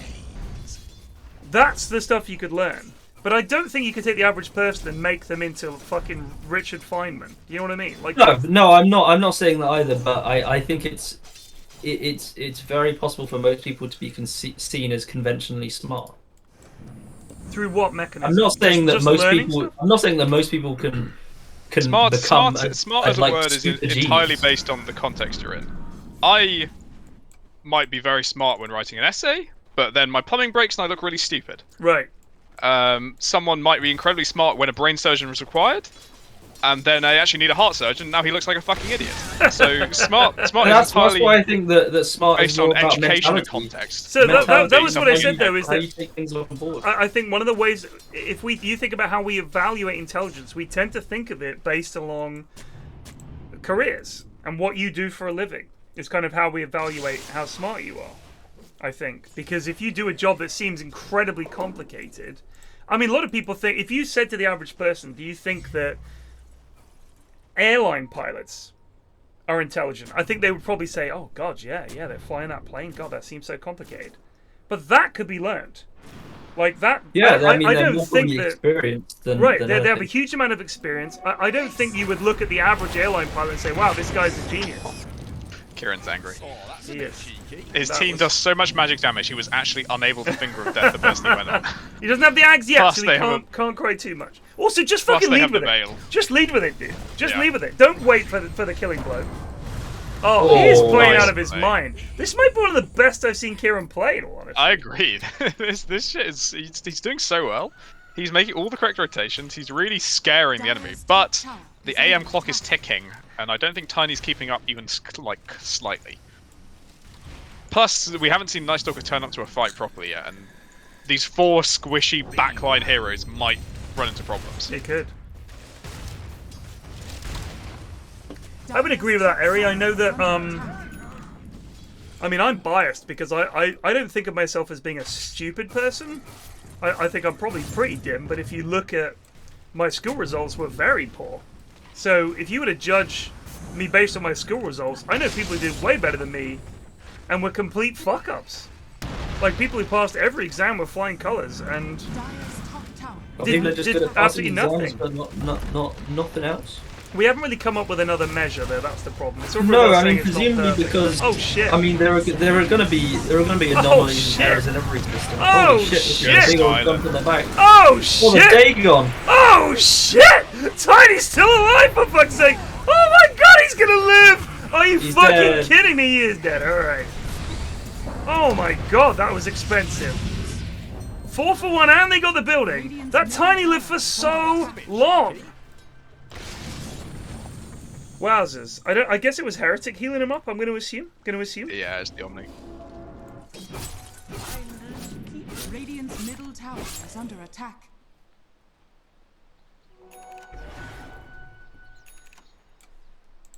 That was a fun fight. Radiant's bottom tower is under The thing is, you've got to look at it in broad terms, and I think we kind of expect education to be tailored to every single individual. Yeah, And essentially- I mean, if you send your kid to a school with fucking 30 other kids in the class, it's going to be a generalized experience. It whether has you to like be. it or not.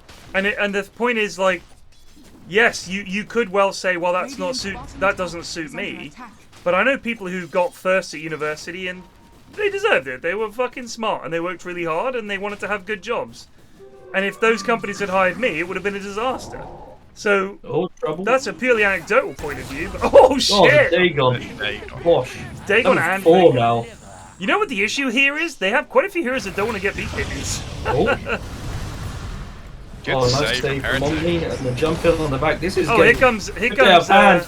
AM just don't gets a understand kill on it's one, time gets a to kill on fight. techies. You got your own, you fucking pussy ninja! Get in there!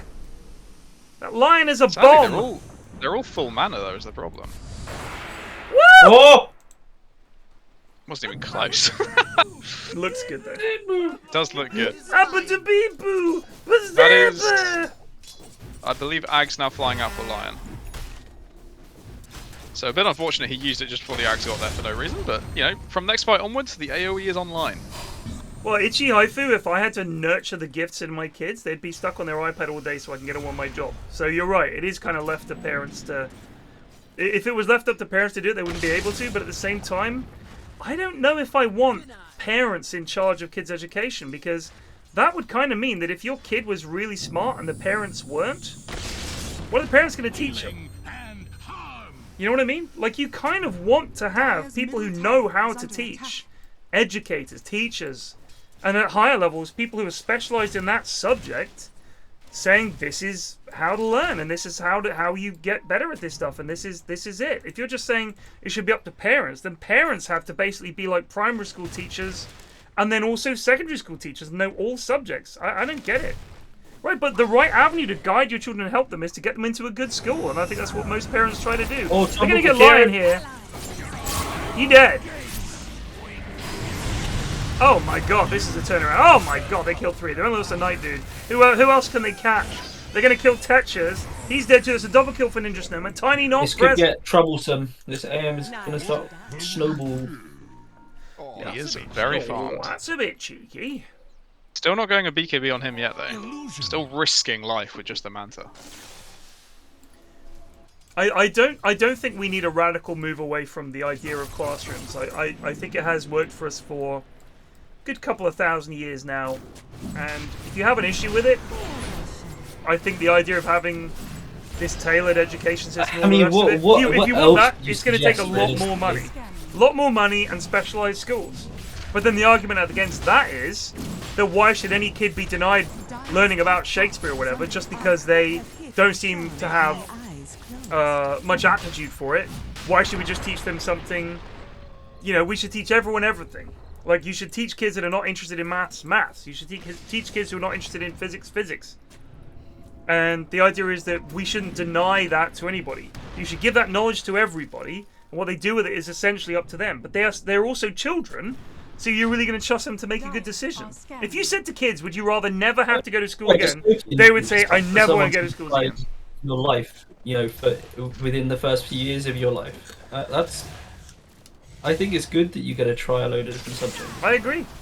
I mean, for me, the thing is, like, I want them to be exposed to subjects that they're bored by, because in a way, it's good practice for when you get a job and you have to do shit you don't really want to do, but you know you have to.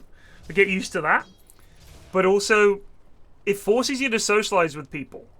And if you think about the way kids would work otherwise, they would only ever see their friends. And how are you going to make friends? School is a great place to make friends. Really. So many of my kids' friends came from school. So many of my friends that I still have now came from school. Lifelong friends. Because you are spending time with these people. You're going through something together. Understanding what it's like to suddenly be growing up and on your own. For hours and hours. You're spending like 8 to 10 hours a day with each other. Like, and as you get older, you have to start thinking about, where am I meant to be? What am I meant to be doing? I have to make my lunch. I have to make sure my uniform's ready. I have to do all this stuff. It teaches you to be ready for life. And you can say, oh, this is a capitalist hellscape. But I'm pretty sure that's the way it's been forever. Essentially, people need to be able to look after themselves to some fucking degree. And it's the easiest way to ease people into that is school. Is saying, here are some things you're going to have to do that you might not enjoy, but you need to do them anyway. You need to fucking look after yourself. You need to be pleasant to people that you maybe aren't even that fond of, but you're going to see them every day, so you're going to put up with it. That's fucking life, guys. That's life. I think school is a very good preparation for life. Having to put up with having a boss or someone senior to you, that's the teacher. I just think it's a really good introduction. I've seen my kids mature a lot because of school. Fuck boarding school, though. That can piss off. That's for parents who don't want to deal with their kids.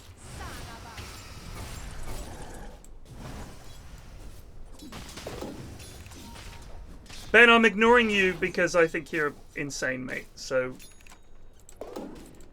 I'm going to ignore that too.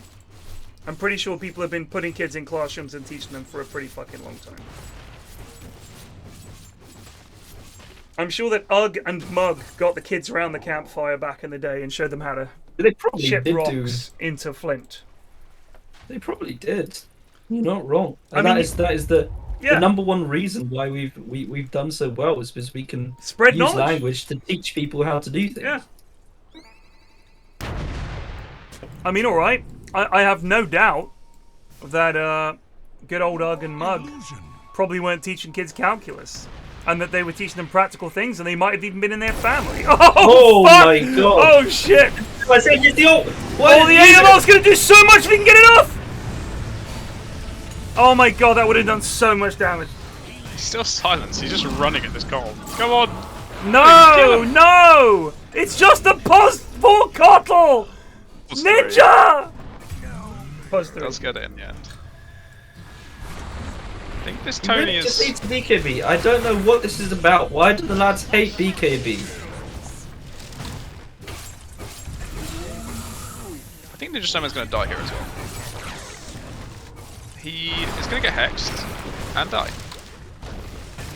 Wow. Yeah. It's a 5-man team wipe. He's getting scaredy because he's like, man, fuck, really Needs need to to tank slow up. these guys down. Radiant's bottom tower is under attack. There is an AM mindset that even if you've never played the hero before, when you pick it, you just don't feel like BKB's ever the item. Like, it's so hard to explain because I've done the same thing. And I'm normally a very consistent BKB buyer. And then the second you put me on AM, I'm like, oh, you know, I reckon if I just got Lincolns instead, I could be fine. It's really odd. job, It just Alistair. catches you. Lord Chaos Longshot Just get just one. resubbed for 44 Yeah, months. and Just every get other one. hero, For in every COVID, other hero, I'm won't like, do yeah, it. of course I'm just gonna get one. And then you're on AM, you're like, oh, but if I just played a little bit better, I wouldn't need one. But he's going Scardy. I don't think I that's know, I the don't know what play. the Scardy's gonna do. I love the way NZ just walked right under the tower. Abomin OG was thinking about doing something there, but this is going to be interesting because on the one hand we have the AM. What is happening here? I don't know. Oh, So oh no! Soup BKB, Whoa, nice BKB nice! though. Holy shit, that was pog. We're team. Oh shit, he's Oh, dead. he's actually. Whoa! he's chucked the tree. Oh, he's stunned as well. Zap. Dead. Did he? Could have Dagoned him, didn't he? This is one heck of a back and forth. This is a corker. I like both these teams have these kind of like Omega magic damage lineup and then just one physical damage core, with the exception of Night Stalker. So it really is all on Soup to make the difference in this game. He's the additional physical damage BKB carrier that Radiant don't have. So he's got to. He has to be the man.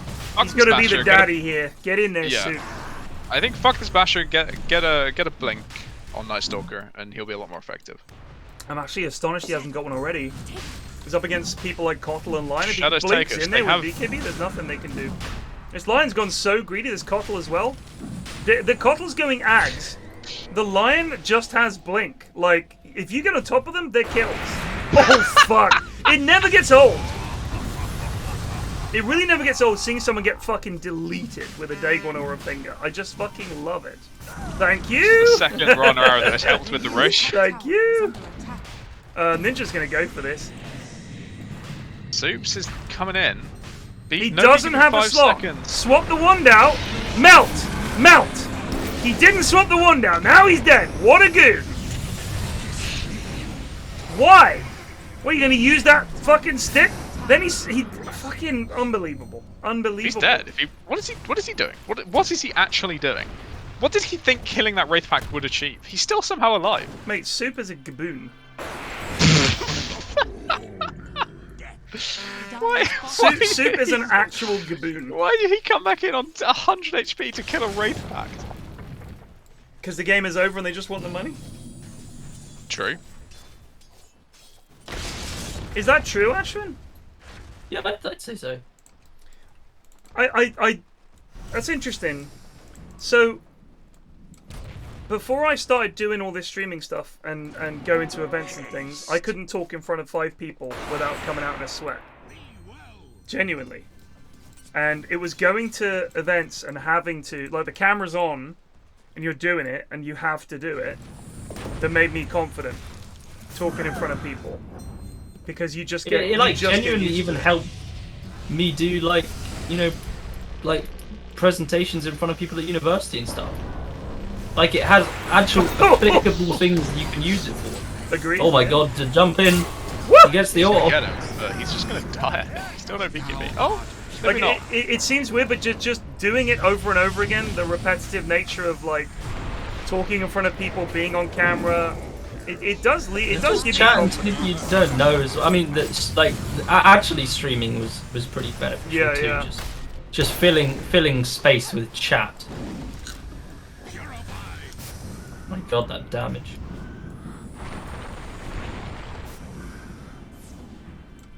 Wow, this is a zappy game. Very funny.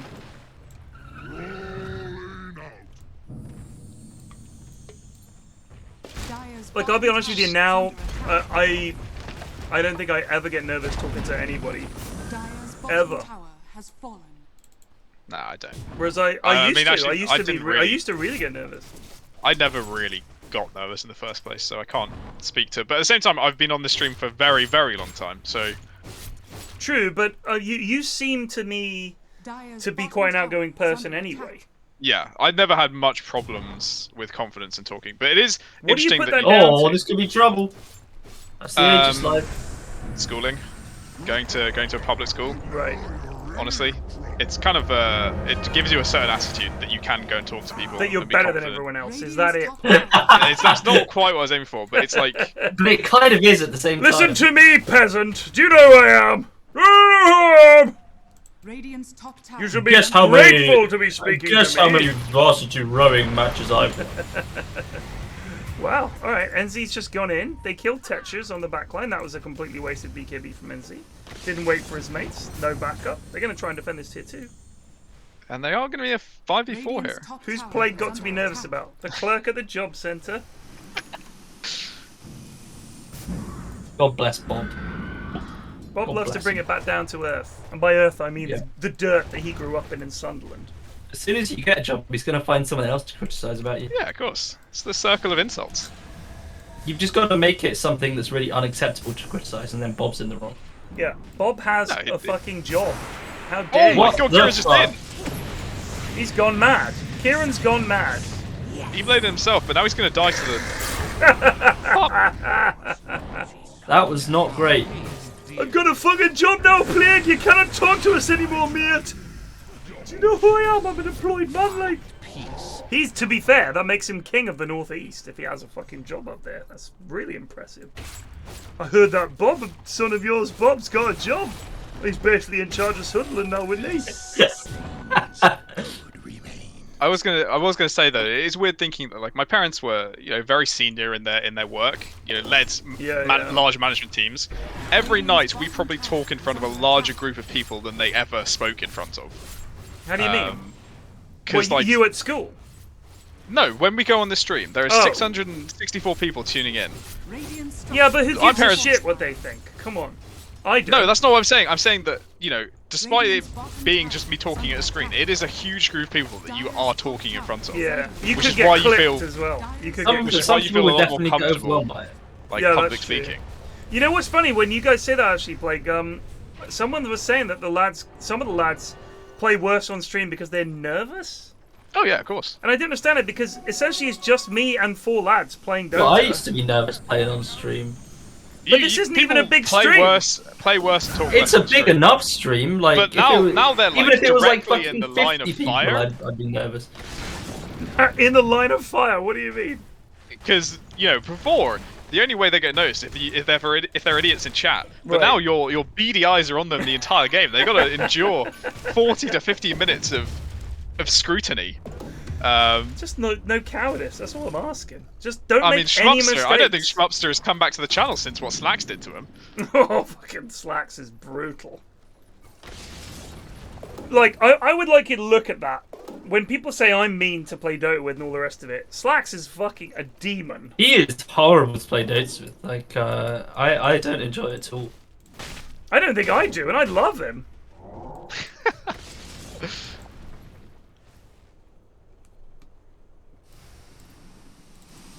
But I know that playing on this stream, it doesn't matter to me at all. But when I stream, I play worse. Like, I notice myself playing worse. I'm When was the last harsher time on you myself for streamed? mistakes. It's because everyone can see. Yeah, you where's doing the it. most recent evidence for this? I streamed quite a lot back in the day before. Yeah, but that was like years ago. You never know. Maybe you're a professional now. Maybe I'm professional, but I'd stream some of my Minesweeper adventures as well. Never got the world record on stream. Were you under pressure on your Minesweeper adventures on stream? You messed up too many times. Yeah, exactly. But I did notice it at the time that I was like, I'm playing so much worse. Who knows? could 3 pick it up Bat again one says, day. I jumped on the Discord for Hell Let Loose once and my mic volume was up far too high. Pyrion said something about, well, he calls me Pyrion, said something about it, and I was too abashed to speak again. I mean, It's just standard you're less here of like, to- you're like, oh my fucking god. Honestly, I get it. Like, it's even nervy just joining the voice channel sometimes. If you don't know anyone in there, it feels like, well, what the fuck am I doing? It's like rocking up to someone's table at the pub. And then you rock up to the table at the pub, you sit down, and someone's like, "All right, keep it down, mate." Like you wouldn't want to say anything ever again. It's true. Fucking shut up, mate. You're too loud. You'd be like, oh, sorry. I don't know if I'm saying sorry too much, but I am sorry. Just shut up. Yeah, I'm sorry. No, sorry. I'm really shut up. Jesus Christ. How did that little finger miss I do not Miranda? know. That was something. That was she weird. was in mid-leap. Radiant's bottom Oh, AM doing AM things. Hello.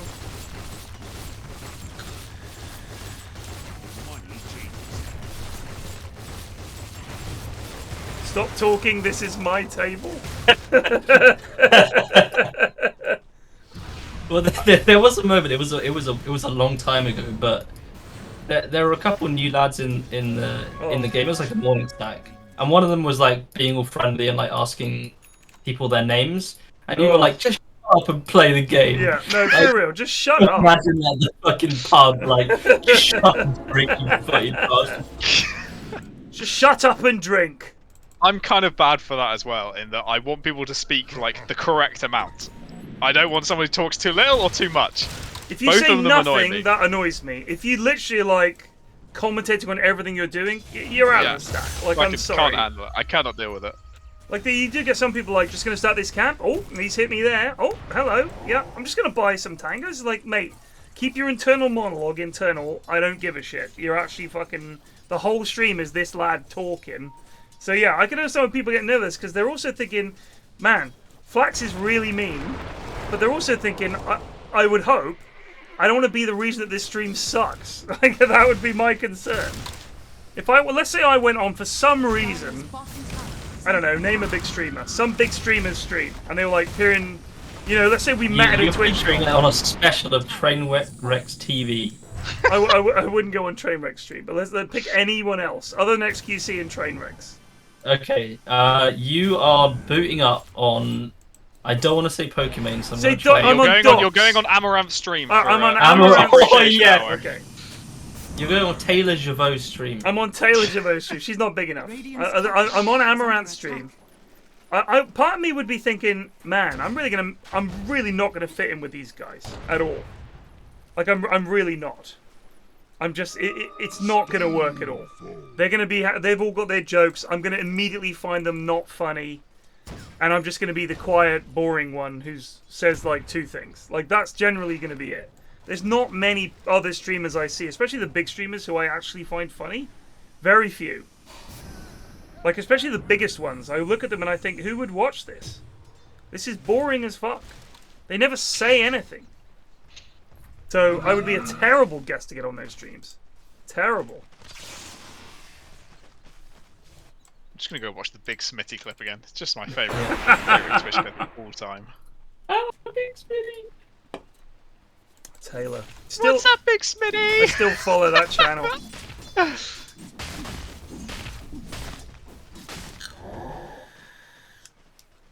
I agree with you. Germa is the GOAT.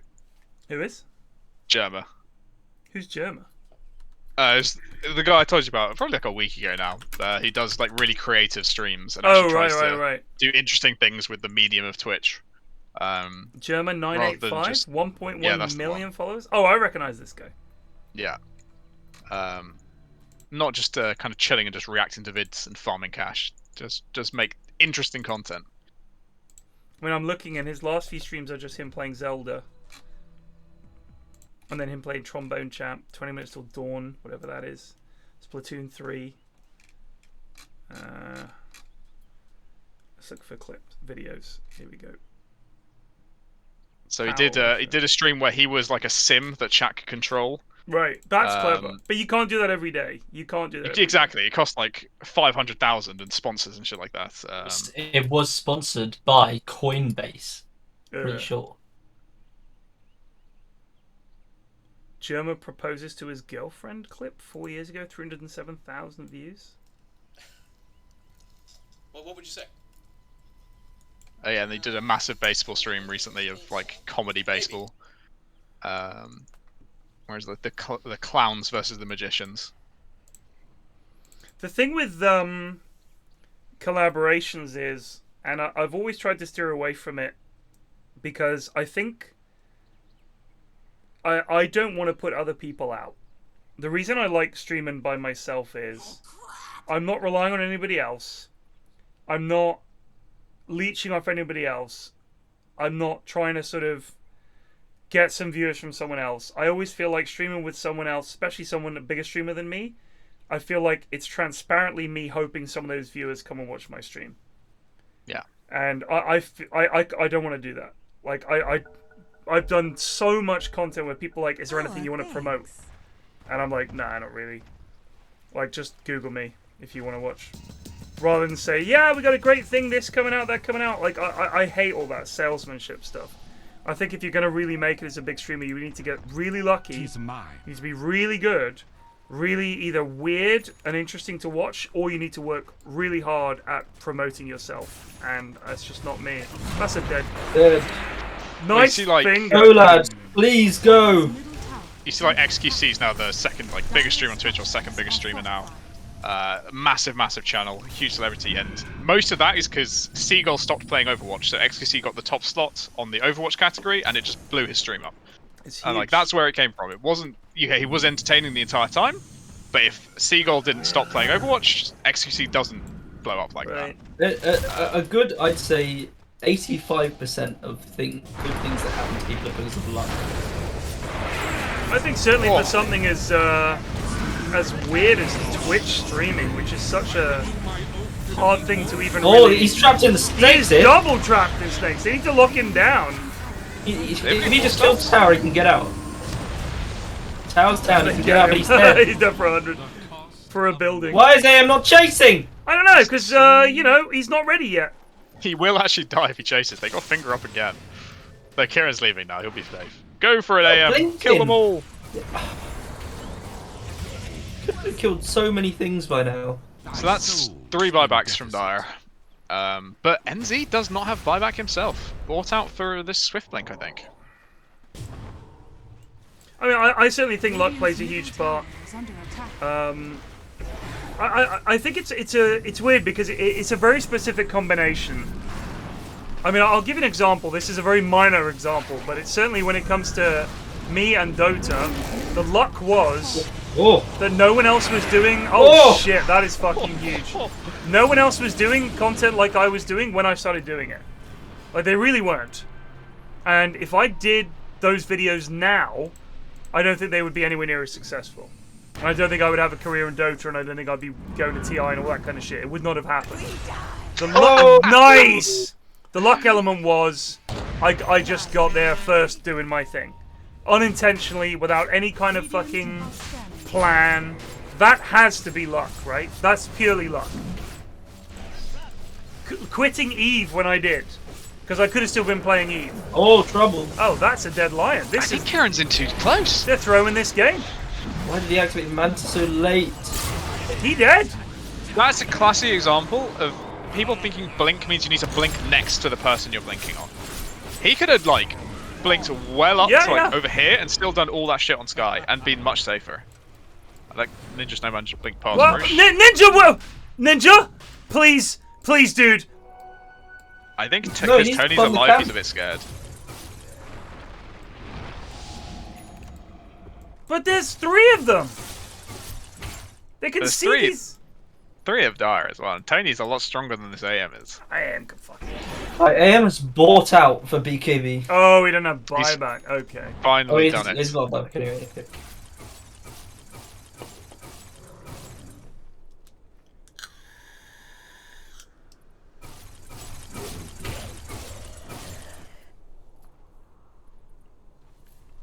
Yeah, the wards could have gone down. I would have gone for that, I've got to say. I think we all would have gone for it, but I can understand why he didn't want to risk it, if that makes sense. By that token, Plague, can you understand why Hitler did what he did?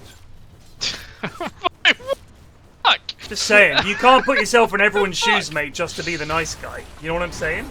You can't be like that. The decision was bullshit. You're basically as bad as Hitler. I'm just saying. Taking a slightly lower risk play in a Dota game is the same as. I'm saying you're as bad as Hitler. for I stopped agreeing paying with that. attention for a few seconds, and now I'm really lost. I'm just saying you're as bad as Hitler for agreeing with that and saying you can understand. I mean, I think that's acceptable. Now they're giving up Roche. Congrats, Hitler. You've done it.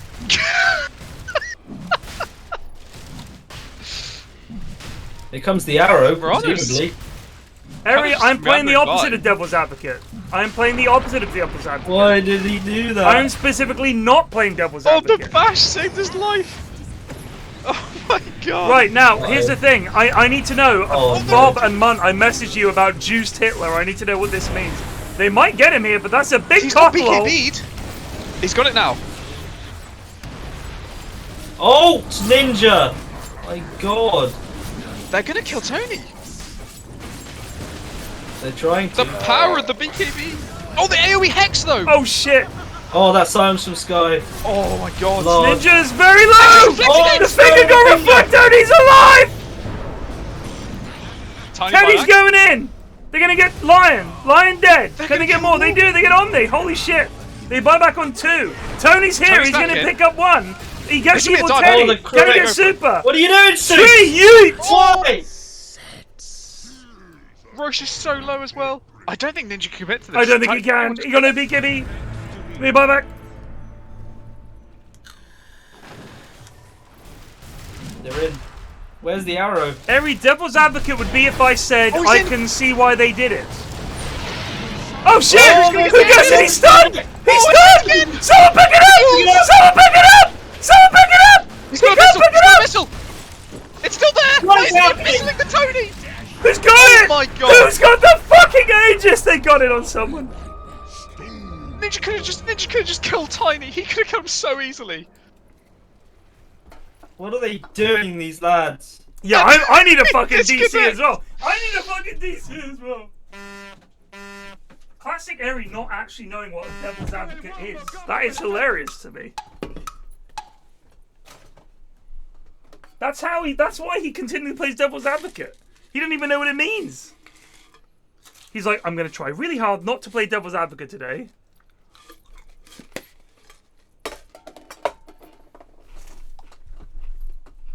Apparently not. What's this? Getting better after GTI. You know what? We're 48 minutes in. All questions of good play and consideration, thought, goes out the window. It's just panic. Panic stations from the boys. Oh, you can imagine how much they were screaming at each other in that Discord during the Roche. Because you can tell that AM was not thinking at all. If he had like the quiet and time to think, he would have abyssal Tiny. He would have gone for the kill. He'd have pressed his E so Lion didn't stun him again. He just did none of that. He's just manically dragging items around in his inventory, trying to figure it out. It always amazes me when the lads just... I mean, for example, move the Battle Fury out and keep the Skadi in. I would think. Because whilst having that, or even your boots, just drag your boots out. They've called it. What? He can't rejoin. Oh. And I think AM is dead for 120 seconds, and Tony is going to kill their entire base. But Oh, okay. He's back! Okay. He's what? He's back in. No, I think that's a bug. Radiant's top tower is under attack. No, it's No, not he's a bug. reconnected. He's back in. Okay, they've cancelled the GG. So, how rigorous was this? He can't get back in. That he got back in 5 seconds later. I don't know. Listen, what's the point in asking? I genuinely can't explain any of what just occurred. So, as I understand it, he couldn't get back in, and then 10 seconds later, he did get back in, and then they wanted to cancel the GG and keep going. Fine. I'm on board. I don't want to see this game end that way. So this will be a hard defense to hold, but Tiny does not have Aegis, so he is gillable.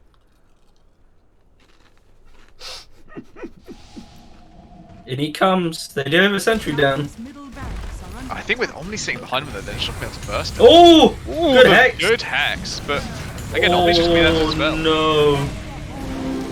Oh no. I don't think this was the fight they wanted to take. Dire If that makes sense. I don't think that's how I wanted to do this. 30 seconds though. Could lose here. But at the same time, Sky can just blow someone up, so they probably do have to be a little bit careful. Okay, Tiny's going back in.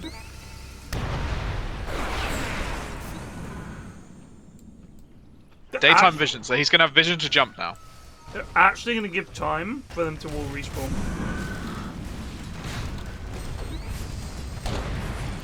Six seconds on AM. God, oh, that's a good hack. Soup needed a blink so bad this game. Yeah. If they all escape this now... Basher has legit lost them the game, I think. I agree. I also think he maybe needed to go like blink nullify or something to help them focus down someone through Omni's heals. Like all he needs to do is get on top of Lion or Kotl, and that's it. Or even Omni, and then they can win the game.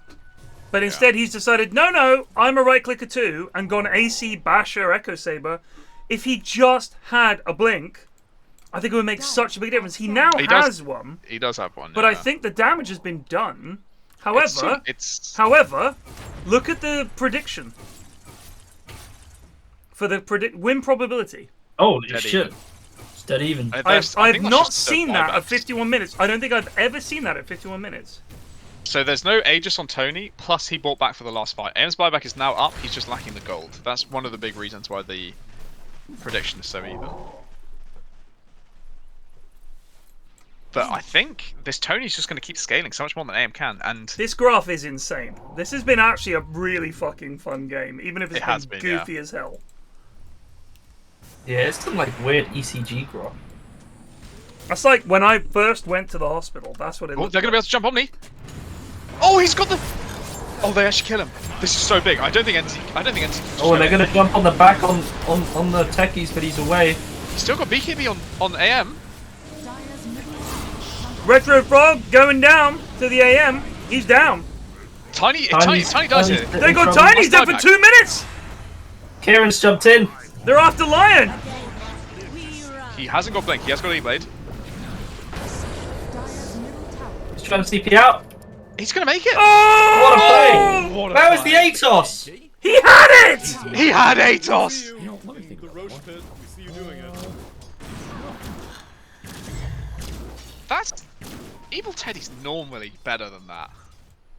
I'm telling you, it's the late game. They go to bits. They shouldn't be playing. They should go to bed.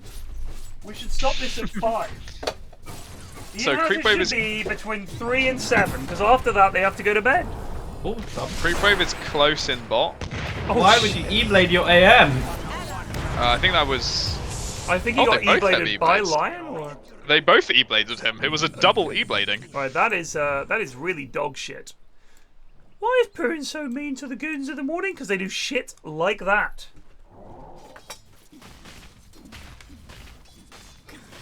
Still 60 seconds of that time. Nice job. Thank you, Monk. Looking out for the lads. Just resubbed for 6 months. Thanks for the sub. Goodbye. Cooler with the anti-goon remarks. Oh shit. The anti-goon remarks. That was the completely wrong combo from Ciaran, but it still turns into a kill. Bloody worked. And he's up to 12 stacks now. They're also not going to get much.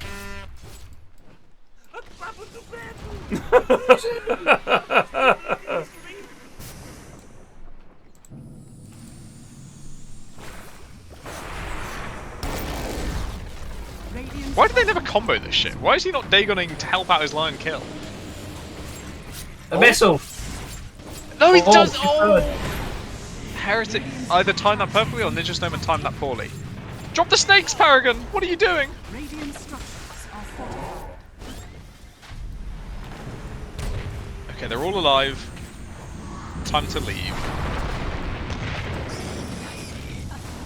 That's a nice arrow! That is great perch from Omni. He's got the Guardian Angel out as well. They're just not going to be able to fight anymore. But Tiny's once again stuck in the snakes. Strapped. He's out. If they can extricate with very few casualties, this is fine. It's basically a reset of the game. The tragic thing is, like, I get it, the snakes there actually did trap the tiny. But if he'd put them down, they would have got this full lane. Yeah. The prize is Whatever, mine. it's only a range Rex. Who cares? It's much better to blink in BKB and hold someone still for 5 seconds before you're getting purged and you just having to run away. I'm sure that was a better use at this time. Stanners, it's fly, you fools! Fly, you fools! Maybe in the Swedish version, you Maybe. say. I don't know what the Swedish would be. Ranska, you fool, sir. Flugen die Foolen! That's all Gandalf says.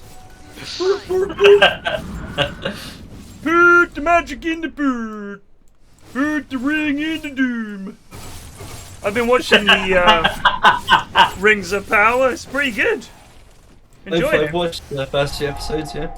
It's it's slow at times. It's all right, but it's not the best show I've ever watched. It's certainly, if I compare it to like the first season of Game of Thrones, for example, I was really into that, and I was like, holy shit, this is amazing. So it's not that, but it's decent fantasy on telly, and I can't complain. What I'm hoping, and what I was really hoping for, was that this went all the way up to Isildur not throwing the ring into Mount Doom, and having him then die and drop the ring into the river, and that's where the series ends. And then we can pick up with the Lord of the Rings, and it's like all this time passed. It doesn't matter what happened in between. I thought it was all right. Like, it's honestly, I thought it was okay. I like Galadriel. I like her character. It's quite good. It's interesting because obviously He's just so different to Kate Blanchett's version. she is, but obviously this is like what, 1,000 years, 2,000 years or something like that? Oh, that's the BKB from Ninja Snowman for no reason. Before the movies. Yeah, I suppose. So. Nice jump, Alistair! So, you know, she's gone through some shit. I mean, you know, it's interesting to think that she then goes from being a warrior to like a wizard or whatever. But yeah, I just thought it was good. It's not great. I'm enjoying Andor a lot more. Andor was really, really good. It has a sort of 3-episode arc where you have 2 build-up episodes into an episode where a lot of shit happens, and I feel like the episode that comes out tomorrow is going to be a lot of shit happens. So the build-up episode, some people are like, it's too slow. But I'm actually seeing a Star Wars universe that is interesting, rather than just the dog shit we've had previously. Like, I actually want to see what happens to these characters. They're interesting. There's depth to them. I'm really enjoying it. Yeah, they're getting split push really hard here. They weren't prepped for this talk. Well, Should they're have just dropped towards fucking now. about. Why are they still here? I don't know, but I'd love to see What are they Paragon. doing? They do a good thing. I think they're still fine. They could I feel have. like they could have jumped that. I don't know why they didn't. Yeah. Ciaran literally had them. In the palm Ready. of his hand. What was Plus, that? AM had no BKB, which we knew and they didn't. Yeah, true. Invisibility! So House of the Dragon has left me absolutely cold. I've been so bored by it, I've actually stopped watching it. I'm sure I'll finish it at some point, but I was just like, wow, this is fucking dry. Like, really fucking boring. Like, every episode is just like, literally like, people arguing at court about who should be in Stoops charge is just of it. out here for some reason. Well, he's dead. there for You 2 just minutes. Like, why is he here? Just Sometimes you just want to soups, die. just soups in it up. You're just kind of, feeling it. Like, I'm just gonna stand in front of the enemy base with none of my friends around. Like, Honestly, I think yeah. There's a row the shit. biggest There's a purchase refresher. for this next fight is gonna be Halberd on Morana if she can get to it. It's gonna ruin Tony's game. Yeah. Well, she's still some way off, young Playguga. She is. And it's going to be a free Roche unless Night Stalker's willing to commit In buyback. fact, this But Morana AM is pretty poor. AM will be pushing in bot, so he should trade a set of racks for Roche, which I think is fine for Radiant. Roche is probably more important than this racks.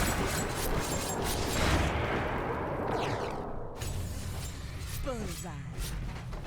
Radiant's middle barracks are under attack. How don't did know, he that hasn't not worked- work? because it's an AoE hex. Oh yeah. From 25. Why isn't he killing this lion? Lion just used all his spells. I'm pretty sure he can just fucking kill him. He has literally nothing. He did get the melee racks and almost a range, so job done. Well AM'd. But I 100% think he could have killed Lion there. 'Tis mine.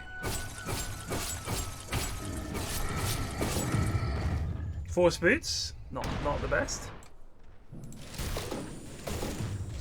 Book of the Dead. He isn't a tiny.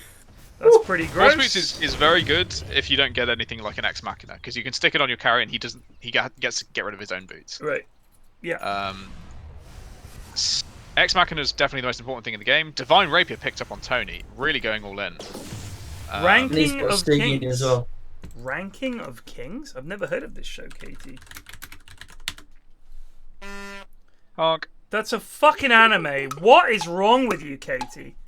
I have to have words with that fella of yours. Jake! Don't give her any more babies. She's into anime. You're raising a brood of goons. Rapier Tiny? Are you serious? Yes. Good. So, who is Marana again? Abomino G. Yeah, bam. Is he on the list? Yeah, put him on the list. Can He's we good pop on the list. Abomino G on the list for his dogshit internet? that's I a bit realize this is cheeky. ironic. Do you know at some point this list will be like the entirety of chat long, and every time it's reposted, the entire chat will just disappear under the weight of the list. I can't wait for that day. Winning Time Season 2. Really looking forward if they do another one. I really hope they do. Really hope they do. I'm looking forward to Severance Series 2. Cannot wait for that because the fucking first series was so good. A Ranking of Kings is legit an amazing anime. Let's look up Thanks a for all you do. Triforce video. helps me little burned out brain getting Oh, through the day. Aries updated my meanness to Abomino G with just a regular name. Alright, just so not as- I would like change it you back. guys to look at... I'm going to mute it in case there's any music. This is Ranking of Kings. I want you to be confronted with what I've been confronted with, okay? I want you to see this and tell me that you would expect me to ever watch this. Are you ready?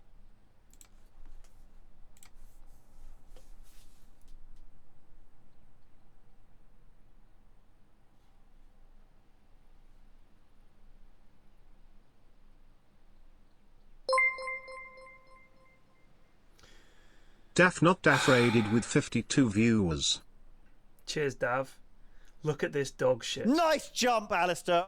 Potpot25 just How the resubbed for fuck do 42 you think I'm months. ever going to watch Oh, that, this Katie? is super bad. Look at that. Katie, Jacobs, what are you thinking? What are you thinking? No, I would never watch that in a million billion fucking years. That looks so bad. Oh dear. I thought it was going to be some like really Nice jump, high Alistair. effort, The Ford Duff like just amazing resubbed for 14 animation. months. Looked like Can't an wait to interesting watch story. Oh, it looked like none of those things. You gotta wait till episode 7. That's when it all kicks off. No, sorry, he's Romy, isn't he? No, Tid, you don't get it. Once you get to episode 8, believe me, mate, it's all amazing. It's all about this king, and they're trying to figure out who's gonna be the next king. It's so clever. It's so good. I love it when they say "ooh woo," I'm the king. That's the best. It's such a good line. Ooh woo, I'm the king. It gets better every time. Love it. There's all these really interesting characters, just like every anime. There's an old bloke who's not voicing really deep. He goes, oh, like that. There's him. And there's a little young kid who goes, and struggles to overcome some kind of inner turmoil.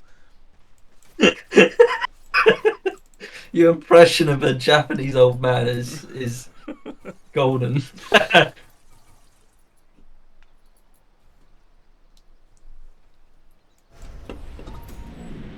Money changes hands. So AM's going for Bloodthorn to help him presumably kill this Omni. I really think... Am I just too much of a Nullifier lover? But why has no one built Nullifier? Why do they hate this item so much? Like, how long have you been doing this for? Probably close to over 2 years now, right? What are you thinking, dude? Radiant's middle How barracks. dare you? It's over 2 years. It's closing on 3, mate. Wow! Wow! Woo! He's dead. He's dead for Yep. 100. I think it's like 2.5 now. I was just trying to push the wave out. And he's got no buyback. He Cottle has is no down money here. for buyback because he doesn't. bought a What did he Vanguard. buy? He bought a. Oh, are you He's serious? got 140 gold. He bought a Vanguard. This is for the He's gonna Abyss. get it off the Sprinter-X. He also Well, they has a have lost- Mindbreaker and a they have Fallen lost a set Sky of in his rats. inventory. They AM have has lost a full finished- set. AM is doing stuff. The lads hate split push. Oh dear, they've gone in. Tiny is in the air. Who's this? Zazazu! Piranha's in trouble. There's Oh, a we'll stun. play! Woo! Oh my Why god! isn't AM doing anything? Hello! Back. He's gone in! He's in Why- on Tiny! He's Why- got him back! Oh, He's got him mashed up! people. They're all taking a lot of damage! They get him! He gets the Omni! Cottle! Killing. Where's This is Cottle? good. He's killing! AM Tiny's is in the doing back line. things! Do they have detection? He's dusted. Oh! Paragon's found him! He's got him! He's got him! This is Aegis. Where is AM? Where and the line? Tama? He doesn't have BKB. He can blink out of this. He did not. The Stormcraft is tier 4, the neutral item on The Shadow actual that's true, Stormcraft, the tier Yeah. 4 neutral item on Shadow Rapier is Shaman there. They adapted. do know it's there. AM's got AM it. Rapier swaps out his Mage Slayer. This isn't necessarily 2 a gems game. on the floor. Yep, there's a gem and another gem. Well, they can all buy back.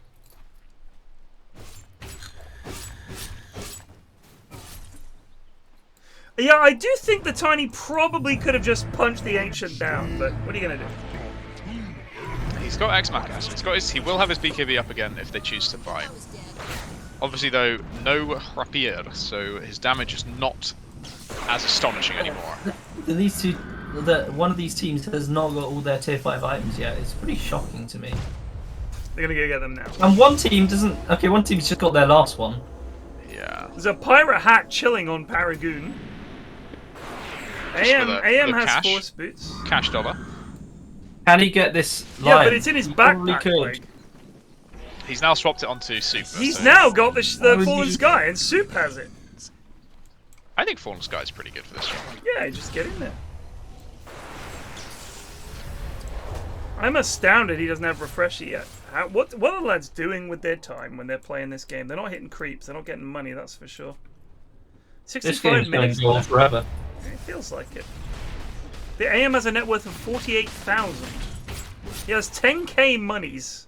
Let's go to Kindly buyback. assisted by Tiny giving him a rapier, of course. Yeah, he still Always has makes your net worth buyback. look very good. It does. He still has buyback. Do Yeah. you think there should be an item that Rapier turns into? Like double Rapier? Like imagine if you have 2 Rapiers and you spend another 10k to combine them into an Ultra Rapier, so it takes up 1 slot.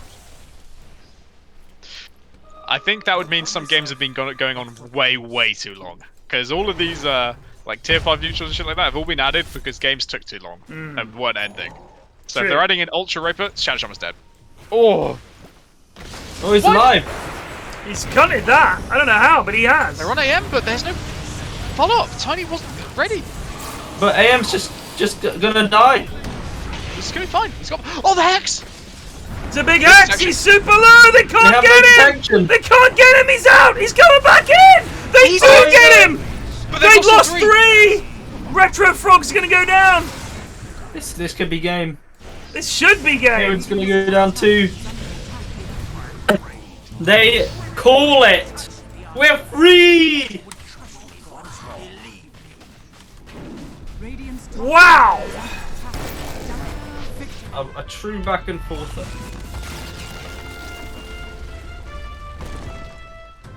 And to think, Dire called GG because Mirana couldn't reconnect into immediately reconnecting. It couldn't reconnect for like 20 seconds. What was that about? She go, oh, they can't reconnect. Mirana can't reconnect. Oh They no, just she's didn't want to back. play the game anymore. That was it. They were just desperate to get out. Must have been. All right, graph-wise, was actually Dire's game to lose most of the game. Radiant were actually only ahead a tiny bit. It didn't feel like that, but I feel like they absolutely could have won this game. They just kind of didn't hit the building when they needed to. I don't think Tiny needed a rapier. I really don't. I think that was bizarre. I don't think he did either. I also think he could have maybe ended the game in that fight. Yeah. Rather than trying to waddle away when he had Aegis and Rapier, rather than trying to waddle away into the trees and hide, gone for the end with Stygian plus AC. But it's hard to say. When you got Rapier, things get weird. I mean, but he obviously couldn't TP out anyway. So what's he hoping to achieve? Like, he wasn't hoping to live. At least go for it. You've got nothing to lose. Right, MVP. Oh, God. You don't have to give one. I think I'd like to on Shadow Shaman. Because some of his control and stuns were good. So he did go 2 and 15. He did get 2 and 15, but I think despite that, he had a lot of impact. Okay. He also did the second lowest hero damage in the game, but you think some of his stuns were... I think his positioning in most of the fights was really good. I think the way he stepped into fights kind of ruined Tiny quite a lot. He did get a number of very good snakes on Tiny, locking Tiny down, which was quite funny. Kind of one of those things where you think all Tiny needed was phase boots, and this wouldn't be a problem. But he didn't have any boots at the end there, so I'm not sure why. What happened? I don't know if there's a flat MVP though, because Ninja Snowman. I don't think there's an MVP. Was boo booing a lot prior to picking up a BKB finally. I think you could honestly on Lion as well. Ciaran did some really good things, actually. He did a lot of crazy good work. Yeah, but then some really goofy shit. But yes, honourable for Lion and MVP Paragon. Job done. All right, here's the next lobby. It's Wogan's winners against The Dire with Jonnyboi. Oh my god. Is this Johnny's stack? This is Johnny's Giga stack, Chad, yeah. Pog Daddy, and Camo Hero +2 versus Wogan and Jake. All right. I'm rooting for Johnny, believe it or not. Wogan has, I think, got his full team here. He's got 85% Black and Wild and me, Evan. I'm gonna have to leave it here. Are you off? Sadly, I've got some work to do. Very fair. Not willing to admit that in front of Ted, waiting until he's gone. Why? I mean, he was just talking and talking and talking, and I was waiting for an opportunity to get a word in edgeways, and then he just left. So there's not much I can do about that.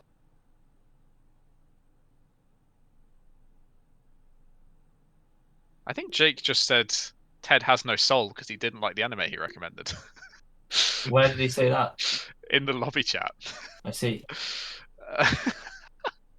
Maybe that show is Pog on viewing. Maybe. But it didn't look like I would like it. But then again, I do remember when I saw the trailer for Into the Spider-Verse, I thought I wouldn't like it, and here we are.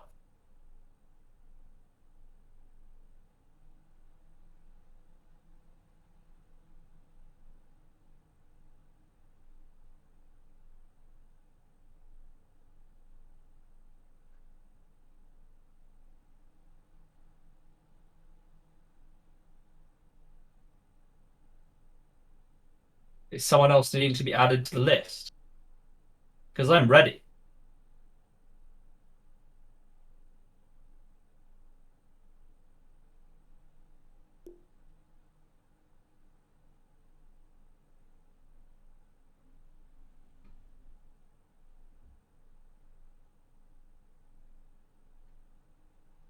I'm not saying Into the Spider-Verse isn't good.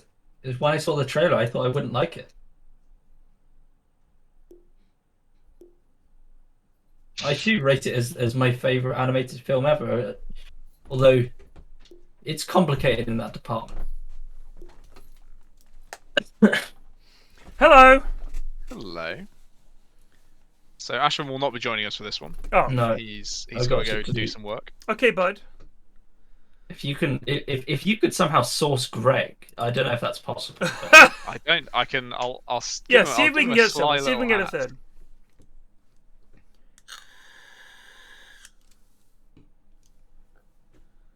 He's at uni now though, so he won't. I don't think he's. Oh no, gonna no, be around. mate, no, God, no. Are there any typical casters? Where's Sarah Beth? Hello? Hi! It's me, Sarah Beth. I do love casting with Sarah. She's offline. Lumpo Bumpkus is online. Oh, get Lumpo in. Oh, I can scroll up Mephisto. Let's have a look up here. Into the Spider-Verse is the best animated film ever. That is... No, I think he's talking about in the lobby chat. Because Jake dropped an amazing copy pasta in defense of ranking of kings.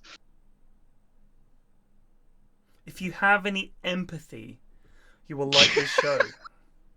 Which is why you would hate the show. Keita thought you had a soul. Big mistake. Fuck you, bud. I mean, I'm amazed anyone in Birmingham has a fucking soulmate. I've been there. You guys are horrible to each other. Fucking hate you, mate. I'm gonna stab you. You fucking hate the living. It's like going to a town that's been abandoned in The Walking Dead. That's what it's like going to Birmingham. It's been overrun.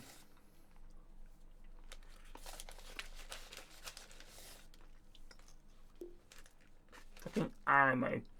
Sorry if a cartoon featuring just the most ridiculously dog shit animation and what looks like, I don't know, is that meant to be a human being, like a regular human being? How is that not moving me? How am I not moved by that dog shit drawing? Fuck off.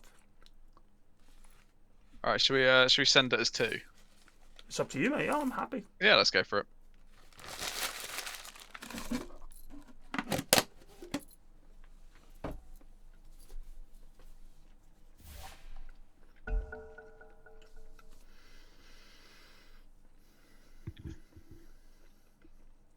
Oh, I've been to Coventry as well. Shithole. Shithole! It's always exciting when you get players connecting straight off the bat. And it's not my fault this time. I'm delighted. Dire team ban.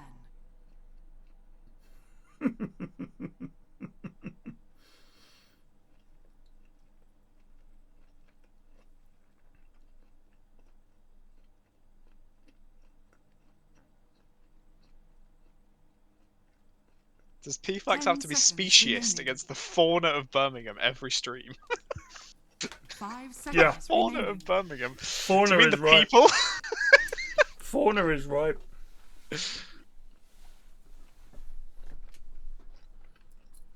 Wogan's winners against 5 minutes in Eaven. Whatever that means. Who's Fex? I don't know. Radiant team ban. Presumably another one of Jonnyboi gremlins.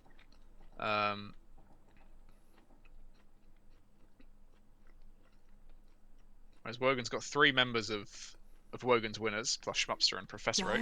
Schmupster is having to play POS 5 due to Bellendery in a previous in-house. What was the Bellendery? I can't remember. I believe he picked Timber and then like flamed someone on the enemy team after he dumpstered them or something like that. I remember. Either way, a tip. A well-deserved POS 5ing. He tipped someone, and he claimed he was tipping his life stealer. Oh yeah, that was it, wasn't he? Yeah, I'm pretty sure that was it. I tried to tip my... No. He goes, the tip was for my life stealer. That's what he said. It's like, well, then why didn't you tip your life stealer?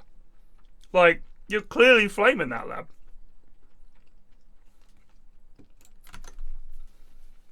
Apparently Fex is just someone picked at random by Johnny, and it is a lad with 150 matches. So he's going to put in an amazing performance, I'm sure. 109.21 But where did Johnny find this lad? I think he was just in, Woolgoons like, for wanted to Dota. play in the in-house How as a hard can newcomer. it be to migrate over from HOTS? And Johnny chose him at random. What a team to have as your first in-house group. I feel so bad for Fex. Pays £5 to join the Discord. Gets put in a fucking lobby with Johnny and his mates. 5 seconds. Dire team pick. I will say this for Johnny. He does make me laugh, unintentionally. But also, I feel like if Johnny wasn't Greg's brother, probably would have been banned from the from the channel, because he just comes across as insane in the way the things he says. You think, oh, he's one of these lads. He's going to say something crazy any minute. I think he's all right. 5 seconds remaining.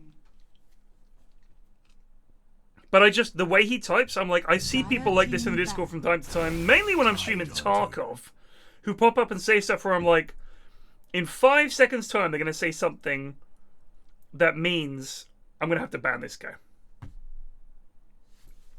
Tide Snap versus Grim Disruptor. 2 beef versus 2 squish. Disruptor is a flavor of the month pick at the moment. I love Disruptor. In the last chance qualifier. 5 seconds remaining. People have woken up to the fact his Ags is actually fucking crazy. Yeah. Nothing else does that. Yeah. Like, he can't be interrupted, can't be stunned, can't get out of it. Amazing. Grimstroke, on the other hand, is the opposite of Flavor of the Month. I don't think he's been picked at all in the last chance qualifier. People have realised that you could have 2 single target spells, or you could have AoE. And AoE is better. I wonder if part of it is that the strength... I mean, this is double glimpse, potentially, which would be quite funny. It would be interesting. But part of this... The thing is that it wouldn't really work, because they'd, of course, go to different locations, so it might not even be good. Part of the strength of Grimstroke is you have to partner him with other heroes that are single target and really do something. And, like you're saying, a lot of AoE and team fight and stuff like that... You just don't get any benefit from Grim. And, I mean, they did nerf him a bit, didn't they? So I think that's kind of affected it. But one of the things that I remember from Stockholm Major, the reason he was picked is because it was Grim CK. Because you put the Inkswell on him, then you Reality Rift people, they get stunned, you're bonking them, and then you stun them and you're bonking them, and that was the strat. And of course, if you get your ult off, you get 2 CK stuns, 2 Reality Rifts. Like, it's just a good combo. But they nerfed Grimstroke, and CK doesn't seem to be in the meta at the moment. So why pick Grimstroke? His Inkswell is just really bad these days as well. So his laning presence is not even that impressive. So this Ricky is going to be played by Jonnyboi, and it will be mid, because he came into your chat at the start of the in-house and asked, "Oi Ted, I'm captain for game 3. What if I play mid Ricky? Do you think I'll win?" And he's followed through. He has followed through. I would like to know why Eri thought that this entire situation was a good idea. Captain Well, look Johnny. on the bright side. We've just had a very long game, and now we're gonna have a very short game. So we've done on a in usual time. I hope so. Because I'll be honest with you, I think Wogan's winners are crushing it so far with the draft. Yeah. Zeus Tide Snap is undoubtedly better than Disruptor Grim Ricky. So I'm intrigued. Plus, they're setting up for probably a PA for Wogan if you're picking Omni Knight. Something that 10 seconds remaining. Because I don't think I've seen Wogan on a strength hero yet. He's a bit of an agi gamer. I mean, looking at the bans that Jonnyboi team, Witch Doctor, Lich, Warlock. Warlock's interesting. Who gives a shit, dude? Ban heroes that are actually scary. I like he had the chance to last pick this Ricky as well. And he's just like, nah, I'm gonna pick it in third slot. And now they've picked Slaughter, I think, to deny Wogan's winners another Invis reveal, I guess. Radiant team ban. Dire team ban. This is a Jake Zeus as well, and Jake has had very good games on Zeus in the past. He's a Zeus gamer.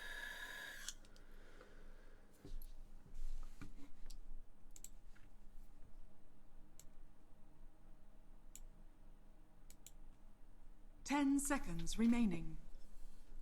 Radiant team ban.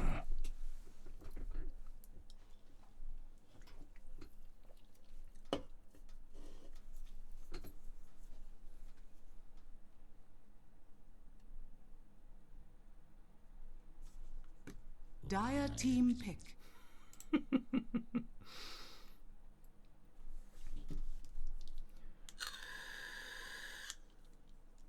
I think PA makes the most sense here. It's not great versus Slaughter in lane, but it'll be fine.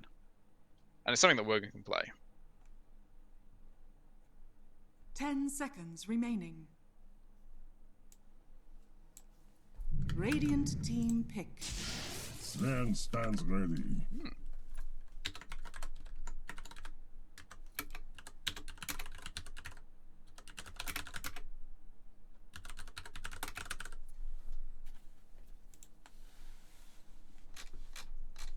10 seconds remaining.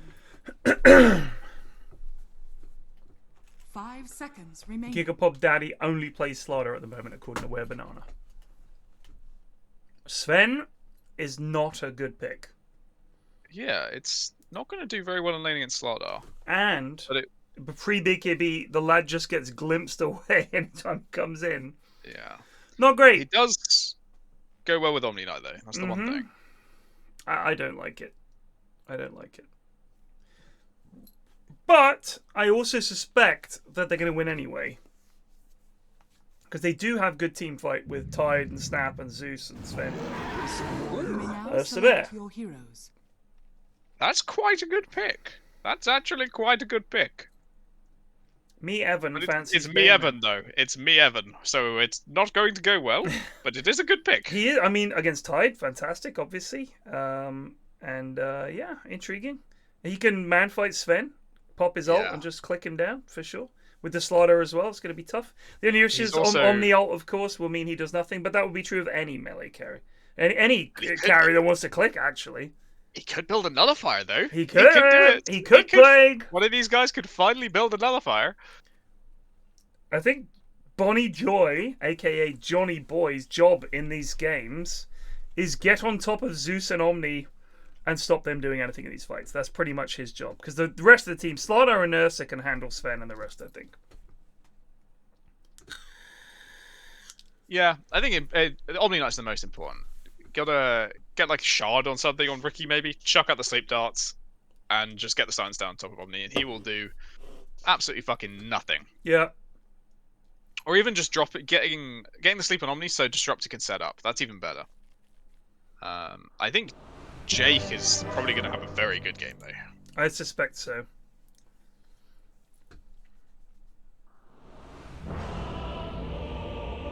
So, any of the lads that you went to school with in your fancy school, have they gone on to sort of great things? Were there any famous people's kids you met that you don't mind saying?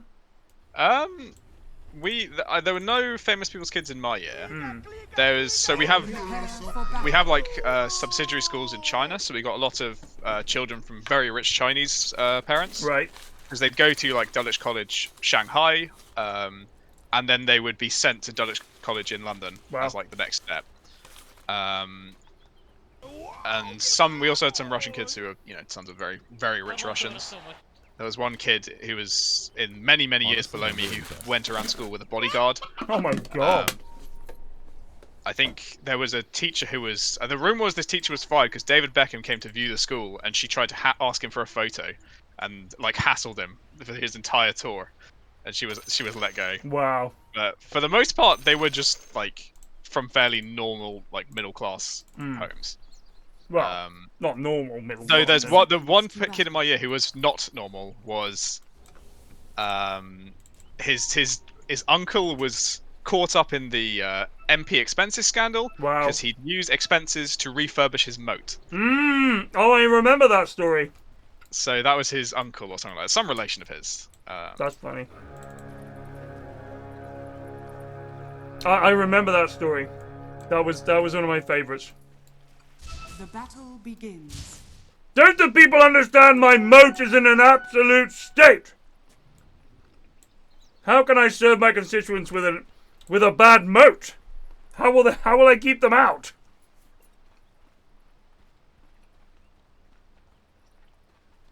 You can look this, you guys. You can look this up. It's 100% true.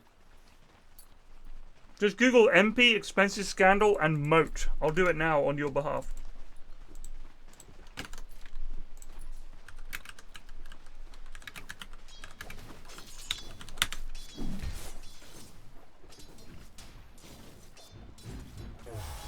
That was Douglas Hogg.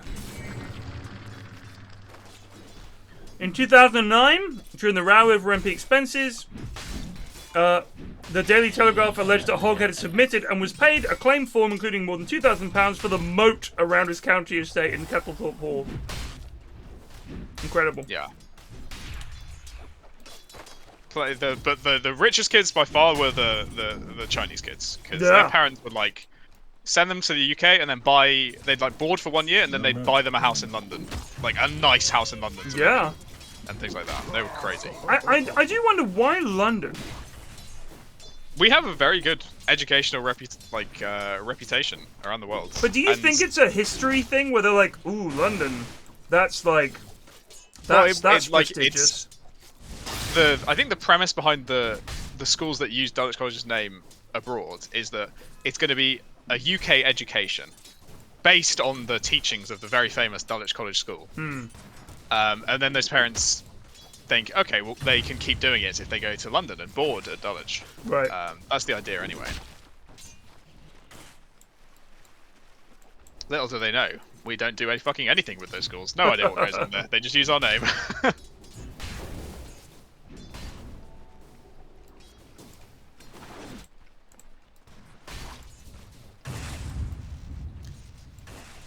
Look at this huge triple ranged wave coming for Tide here.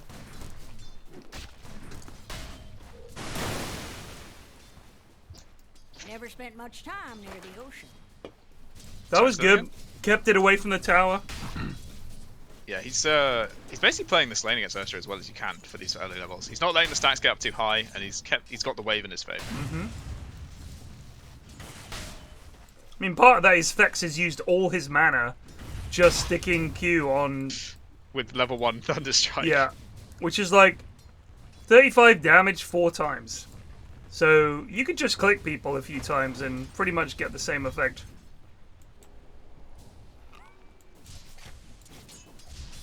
I always think when I'm trying to harass the enemy with someone like Disruptor, I try to do it when they're out of position, and I'm also going to get clicks in, and maybe my carry can get some clicks in. There's even the chance of a kill, which makes them run away. You're going to get enough damage on not just tossing this on there, and then it's like they just walk it off, and it's a tango. Like, the difference between one tango, which is, what, 30 gold? And you having to get the mana back, 125 mana from your 351 mana pool, so like a third of your mana for a tango, that is a great trade for their support. Yeah, I think the way I think about it is, if they're not trading with me, I can just click them. If they then try to cast their spells on me, I can then cast mine back, and I trade better. Wait, so Asher says, in all caps, safe lane wants to have the wave at their tower. So this is not the safe lane, this is the off lane. Tide is in the off lane. He wants to have the wave as close to the tower as possible. I can't tell if you're being sarcastic or funny if you're just yelling or if you don't know what you're talking about. Because there are some Dav viewers here, obviously, and there are some Yogs viewers, and people who don't play Dota, so I don't know. I think it'd be fair to say that every single core hero in the game wants the wave closer you want the to wave their tower. Generally as close to your tower as possible, especially early on. Because you want to be able... Again, I still can't tell if you're being sarcastic. If I'm farming here, and they decide to go on me, I just pull back. And now you'll fight me under the tower. But you don't want it here, you don't want it under the tower where it's taking shots, because then it's going to push. You want it just here. Literally between these two trees is like the perfect spot for Radiant's lane to be. The issue is, of course, Dire has successfully pulled. And by that I mean they pulled it to the neutral camp and everything. So you think he's being genuine? Oh, okay. Yeah, he said he just thought we were talking about Ursa when we said the lane's in a great position with it underneath Dire's tier 1. No, we want it near. So the safe lane wants it here. Yeah. Just a minor misunderstanding. Dire's top tower is under attack. I think Wogan's actually doing better than I thought Sven would in this lane, but it's still not ideal. He's lost his courier, which isn't great. He has lost his courier. Did I have anything on it? Did he actually get his items? I think he did, right? He's got the Gloves of Haste. Yeah, I think that's it. Because he hasn't bought... Yeah, now he's bought it, so...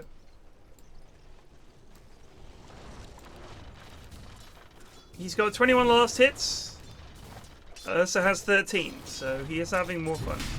I mean, I think the issue is with Slaughter, it's a different kind of threat, right? Like, Sven is going to be able to farm against this Slaughter because the Slaughter is going to be able to stop him from hitting creeps.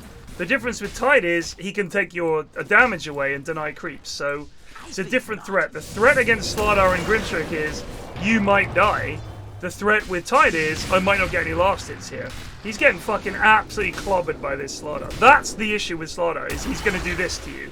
Just click your ass. I'm scared to report this, but I think Bonnie Joy is winning mid at the moment. He is 35 and 6. Yeah, he's doing the clicking.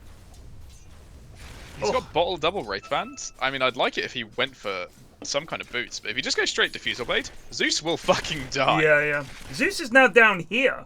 I don't know what Jacobs is doing. He ran down to buy Arcane Boots. But he doesn't have any levels in Lightning Bolt. So he's basically just an occasional tickle of damage. He does have his ult. He does get a kill. He gets the double kill. Jacobs gonna shut up. That was Pog, mate. Well done. Yeah, that was lovely.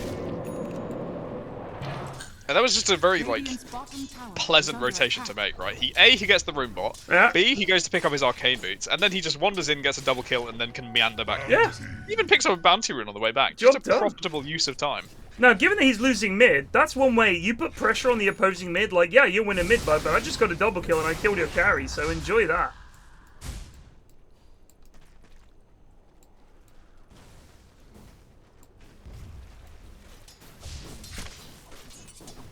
I would like to see him put a sentry down. There's no reason not to have one.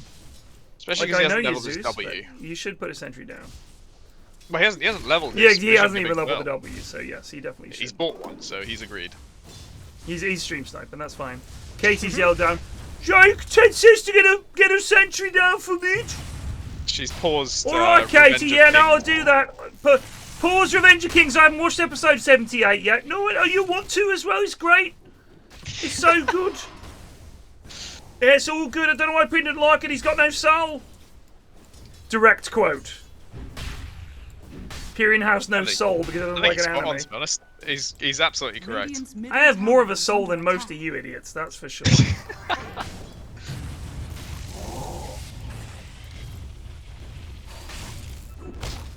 God, I forgot how expensive Diffuser recipe is. Still 800 gold to go for Bonnie Joy. The Counselor Chalk article from America was weird. That was so fucking bizarre. That was like, what is happening? That's just one of those scraper websites though, right? They just but it was news stories bizarre. and transcribed them. He's fat. He's absolutely fat, said Counselor. What the fuck it was. It was trying to get Tide. They're also trying to kill Grimstroke. Wogan going in here on this Grim. Click the creep, click the creep! Oh, you fucking coward. Now he's gonna die though. I think he is actually, yeah. Maybe not. Oh, this is bold. Oh! If he only stunned first!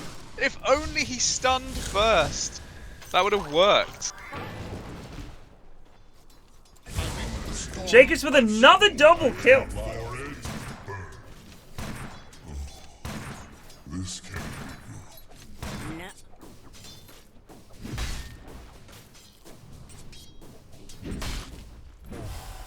I mean, the money from being an MP comes from the jobs you get after being an MP, right? It's like doing an internship for big corporations. You be an MP, you do whatever they want you to do, and then they say, if you give us this, we'll make sure that there's a job for you when you decide to leave politics, i.e. when you get caught up in some unbelievable scandal. Yeah, there's a job for you on the board, mate.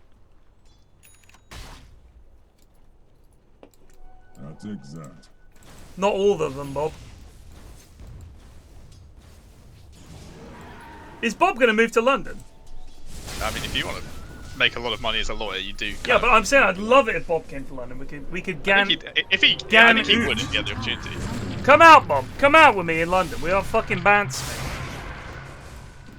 Jake is doing a really good job just matching where Ricky goes and cleaning up. Woo! Something tells me you deserve this. I watched the Legal channel, Larry. I love that fucking channel. His appreciation of My Cousin Vinny made me rewatch My Cousin Vinny. A couple of takeaways. First of all, it is a fun movie. Second of all, Joe Pesci in rare comedy mode. It's like that and Home Alone, and then a bunch of pretty gritty stuff other than that he's done. Raging Bull, Goodfellas. The Irishman is not much fun. No, that's not true, Bob. That's not true. Mrs. F works with a lot of lawyers. I know a lot of lawyers. They go out and get hammered. When they get the chance, it's a fucking great night. But yes, agreed. More often than not, you're like, oh, it's 6 o'clock. Time to start work.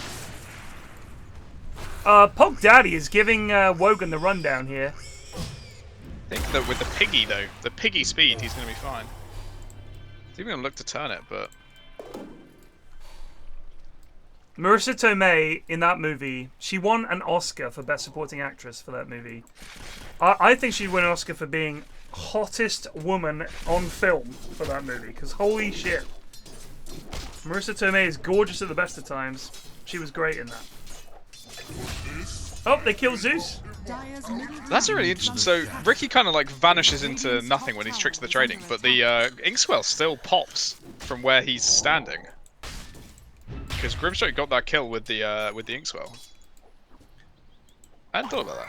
Anyway. I think Bob, being a lawyer is like a lot of those jobs where at the start it's like dog shit hours and it fucking sucks, but then after a while, you get someone else to do all that shit and you go home and live on your billions defending Russian oligarchs. A gift from the tempest of battle. Oh, there's a kill on Richard. Radiant's middle tower is under attack. I don't really care about this game. I'm tapped out after the last game. No, the last game was just too exciting. It was way too much. Divine Rapiers and 60-minute items, plus many, many throws. Yeah, but Bob, you're a young lad. You'll get there, mate. Radiant's middle tower. Yeah, you know what would be amazing to me? Is if... Because Mrs. F works with a lot of lawyers. If you did work for a big London firm, there's a decent chance you would end up working in some way with Mrs. F, because a lot of stuff... Nowadays, obviously, a huge amount of law is, like, digital and to do with data and stuff like that. And she does a lot of that. She works with lawyers, like, 99% of the time it's with lawyers. So it would be pretty funny. And what with this obnoxious lad? He said he was from Sunderland. He was just so rude about you. He said you were dog shit? Like, yeah, that I know who that is. Could be one of a dozen people, but I'm going to guess it's Bob. Any of the many lawyers who think you're dog shit. Yeah. Feck's in trouble. He dead. It's hard to take this game seriously when there's just this Ricky mid. Yeah, but I don't know. He's going butterfly next item. Yes, he still has no boots. They've lost Ursa. I'm worried that his team is coming around him and he's not doing anything. And he probably could. Radiant's bottom tower has I don't think they care. I think they're high as kites and they just don't care. I was about to say, I think he's fucking blazed and is just having a great old time playing Ricky mid.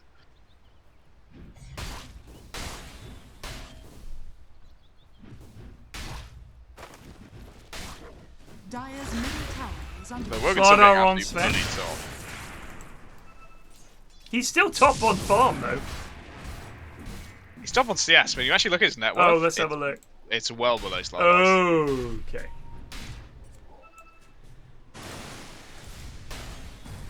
Oh dear. Ricky trying to do something I think here. he dodged the dust there, but I suppose it's a Malik because there's a Zeus. He's styling a little bit. There's a little bit of style there. Not enough. Well played. Did you think you could hide?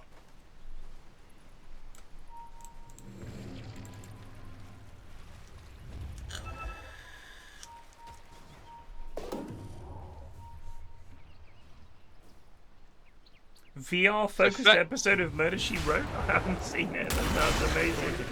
God. Does it sound amazing though? Does it sound amazing? No, because I never liked Murder She Wrote. I was a Columbo main. Always. I love Columbo. There is a Columbo YouTube channel. It's the official Columbo YouTube channel. And most of the videos are the endings to episodes. That's how old Columbo is now. They just chuck all the endings out there. And everybody knows the ending to Columbo episode is the best bit of Columbo. And it was a great show. It really, really was such a great show. I fucking loved me some Columbo. I could I never lived understand. with someone at uni who knew like every single Columbo episode off by heart. That's impressive. An absolute devotee of Columbo. He also loved watching game like The Chase and things like that. He would come home from uni, immediately smash The Chase on until a Columbo episode came up on some dogshit channel somewhere on TV, and immediately swap it over to Columbo. It was an interesting lad. So my thing at uni was Mission Impossible, the original TV series, was on TV on Channel 5 at that time. And I loved that show. And that's why I was so disappointed when they made the movie. The first Mission Impossible movie is so bad in terms of Mission Impossible-ness. Like, it's literally just a bunch of action sequences, and the IMF is immediately like a lot of these movies that I find, they're like, here's the setup. It's a Mission Impossible movie, but half an hour in, we're going to destroy the entire IMF. Because that's how you add drama to a movie. But I'm like, no, the IMF is awesome. Oh, there's a big fight. There's a Ravage catches too. That's a big fucking load of damage. Holy God. This game is so fucking over. I don't even care if I'm cursing them myself. It's just so over. It doesn't matter. But he's fucking going no boots defusal BKB on Ricky. The Mission Impossible TV show, I'm going to tell you about this. The Mission Impossible TV show was great for a number of reasons. First of all, the characters in it were really good. Why would you cookie yourself and not Tide, who's looking at Richard? Why does no one else seem to care that there's a Richard to kill? Alright, they got him. He just died. It was great. Every episode, they had the setup, and then they were it was like a really good heist movie every episode, where they come up with a really clever thing they have to do. It's against the clock. And the thing is, sometimes it goes wrong, and they have to bail. Like, really, it does happen. And I was like, wow, this is fucking amazing. And it's just a really good show. And it's got all kinds of classic actors. Martin Landau is one of my favorites of all time. It's just a really good show. And you get all these other 70s actors popping up. Mission Impossible fucking owned. But Murder, She Wrote didn't. It never did. It was always dog shit. Columbo owned. Columbo was fucking awesome. Columbo was so good. Great episodes, great guest stars. And he is just so fucking watchable. If you've never watched an episode of Columbo, I can give you a starter of 3 episodes that you should watch, and you'll fall in love with the show.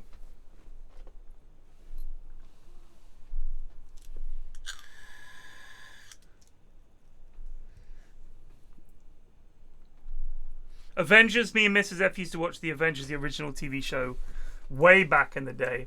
Because, I mean, you've got to remember, when we grew up in the 80s and 90s, a lot of those TV shows that were in the 70s were the reruns. Now the reruns are like CSI and,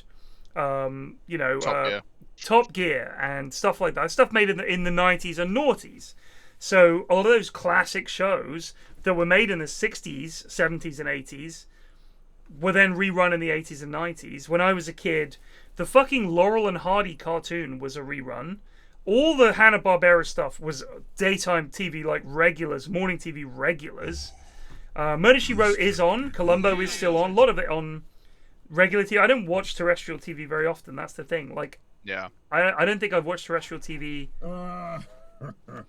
probably since, God, a long time. Months and months and months and months. I can't remember the last time we even fired up the box. Like, ever. We just watched. It was probably when I was at uni was the last time I watched terrestrial TV. But now, now I've got Netflix. A friend of ours lent us their Now TV subscription. So we've got that. Apple, because we bought an Apple phone. Prime, because I'm on Amazon Prime. And Disney, because Disney, honestly, is pretty good. And I love the Marvel movies. And Apple TV is worth sticking with because they don't make many shows, but the shows they make are really fucking good. Every time I watch terrestrial TV, I'm like, why am I doing this? Why? Because I just have to see what's on. Like, it seems so archaic. And for a long time, growing up, it was 5 channels, and before that, it was 4 channels, and there was nothing on. There's nothing on. You had to fucking put a VHS on, and you probably hadn't rewound it. There was nothing on. There was nothing. You had no choice. So now, seeing a life where I can just choose what I want to watch, and there's a wealth of shit out there to watch, and if there is something that's good on terrestrial TV, I can fucking catch it on there, catch up, 4OD, iPlayer, 5 on demand, whatever. Even the ITV one for The Masked Singer, which is the only good show they make, I can watch it whenever I want. I don't have to fucking catch it on TV. It's insane that people still just watch terrestrial TV. And give it 10 years, maybe even less than that. Terrestrial TV audience, live TV audience, Who's gonna watch it? My kids have I don't think they ever watch live TV. To be fair, radio still hung in there and survived. Right, but why do you think that is?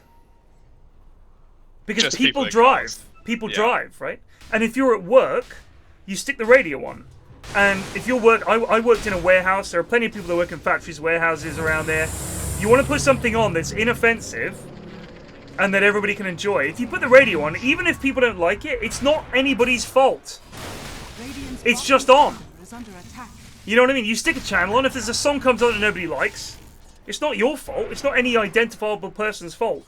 Oh, not this fucking shit again. You can have a go at the radio. If you had a Spotify playlist on, and there's a song that nobody likes, suddenly, why have you fucking got... I don't want to listen to this shit. People are terrified to make Spotify suggestions. Yeah. When I'm driving like large groups of people, I always do a thing where everyone suggests a song, and then you go around in a loop with everyone suggesting one song. And some people just don't want to do it, even though it's just like we're just kind of interested in having a song everyone would at least like once. Yeah. Some people are just like, no, they're too terrified. They don't want to reveal their music interests. Well, yeah, I know, I agree. But I think musical, yeah, it's very personal, isn't it? Like, if you like a song, you like it. It's not like someone could talk you out of it. Pog Daddy might be in trouble here. Gets the hammer, gets purified. Nice cookie. Oh. Wow, shit, that was good. If radio didn't work, podcasts wouldn't exist. I'm not sure I agree with that, honestly. Because a podcast is the equivalent to radio on demand. Radio on demand.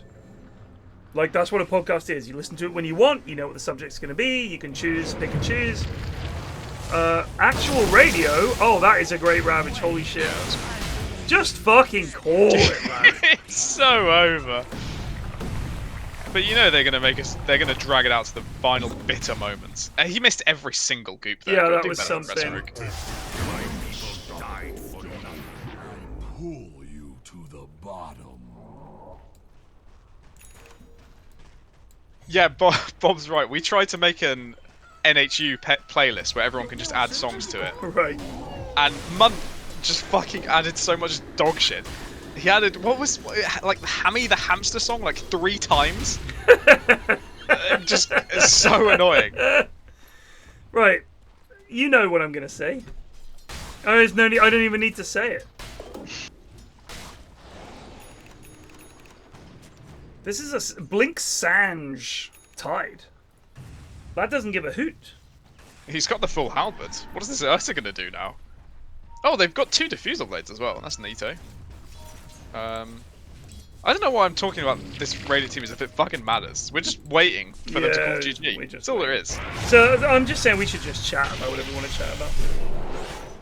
I'm in the middle of quite an interesting game of Hoy. I want to get back to that in all honesty. Really? Have you been able to get an explainer for what steroids Germany is? No, I've asked like 3 or 4 times. And Bob said it was something to do with Switzerland. Yeah, something to do with Switzerland. And Bob said you have a focus where you puppet Switzerland or something, and I cannot find it. And I guess it must be something tucked away there under non-Hitler Germany. Because I couldn't find it under Hitler Germany, so it must be the Kaiser or something like that.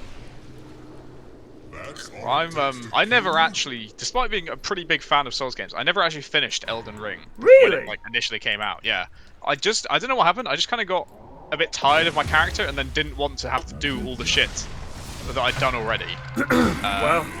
To restart and with a more interesting build. So I've only just started playing again. It's still a fucking great game. It's an amazing game. Absolutely loving it. I can't imagine playing it through again because it was such an all-consuming thing. I mean, I loved playing it. I loved finishing it. I loved the challenge of it. It was really fun to stream. Like, really fun to stream. But I can't imagine playing it again. I really can't. Maybe with a completely different build. But the game was so hard with what I thought was a pretty basic bitch easy build. Going in as a mage or something, oh my god, it's going to be rough. Like I'm not like Bob or someone who can recall all the things you need to do and how to do them and all the rest of it. Like he just seems to have this knack for just saying like, oh, you just go here and you get this and you do that. I mean, he could watch me stream it and call out what I need to do in real time. I couldn't do that even after finishing the game. That's some good goes, kind of. Ish. I think the other problem I had was I liked Sekiro so much. And Yeah, Sekiro's a very you love different that. it's a very different combat and like gameplay style. So it's like I love this so much that I don't like just the like rolling around as much anymore. Right. It felt so much cooler to be parrying and slashing blades and things like that. I mean, Sekiro is something I still haven't tried. I'm wondering if, since I liked Elden Ring, maybe it'd be worth a shot. But I think you can give it a try, but I would get it on sale. Yeah, maybe. I think you would like it if you got into it. But it's the same thing with Elden Ring, where Elden Ring had like quite an interest in having people get into it. Yeah. And I don't think Sekiro is the same way. It's like a lot more in the classic From Software where you either get it and you're enjoying it, or you're just going to be miserable. But I feel like having now played Elden Ring all the way through, the only thing I would miss is being able to save the game relatively frequently. If it's like, no, you cannot save the game more than once every like hour of play. No, that's not where the difficulty's from. It's just, I think you should give it a try. Oh my god, they're fucking rinsing them. I can't believe that they're like honestly, I don't mind having to redo the same bit over and over again if it's difficult and challenging. I don't mind that. What I don't like is having to redo the boring shit to get to that point over and over again. Oh, yeah, he just tickled him and he died. Honestly, the best change they made in Elden Ring is the statues of Marika, so you don't have to do the running back. Yeah. Because Dark Souls 1 in particular was really, really bad for having to run for like 5 minutes after every boss. Yeah. Attempt to do it again. Yeah, agreed. So is that a thing in Sekiro? I don't think any of them are as bad. They normally always have a checkpoint just outside the boss fight. Because the fun should not be, like, the challenge should be the boss is hard. Yeah. Not your literal endurance for putting up So with the one thing Sekiro, you have 2 lives for every run. And you can get a 3rd life, and it builds up by how many people you kill. So between every bonfire equivalent and a boss fight, there's an enemy to kill, so you can build up that stack of a 3rd life to help you in the boss fight. That's what, the as only in thing you can die 3 times against the boss? You can sometimes, yeah. Every couple of runs, you'll be able to die 3 times. But it's balanced around that, so you'll have 3 lives. So he's hard, right? He's like, they're that bit harder, I'm assuming. They are quite hard, yeah. Are they? I mean, I found some of the bosses in Elden Ring very challenging. I think a lot of it is just like some bosses you will find hard that I find easy, and the vice versa. It's just like how you play, I think. The one thing is though, there's no build or leveling or anything like that. Really, you're always going to be the same guy. So there's no like better build or worse build. It's just you playing the game.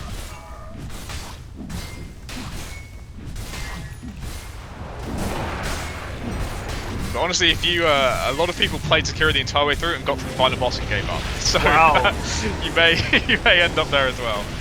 They're gonna kill Ursa, gonna kill Disruptor. You know, they could call it any time. Yeah, it's amazing, but they really won't. They're just sticking to it.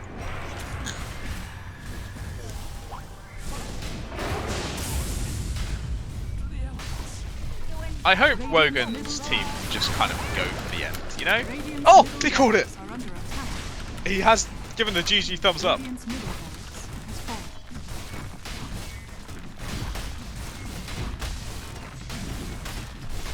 It's not ended. It's not ended. They cancelled.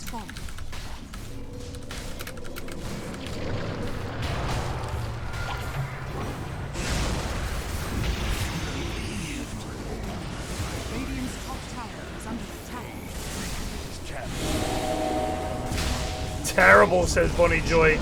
Yeah, it was, mate. 3 kills. Oh, thank God. Thank God, thank God. Alright, let's just very quickly LVP the entirety of Johnny's team. Yeah. Do you know what? I don't want to LVP Fex. He got dragged into it against his will. Alright, LVP everyone but Fex. And we'll move on with our lives. Alright. Yeah. I'm not even going to pick an MVP. Who cares? Alright. Game 2, though. Game 2? Game 2 was Pog. Game 2 was Pog. Plague, thank you so much for casting these with me. Appreciate that. No worries. And I'll see you during the week. Peace out. GG's. Might actually... Oh.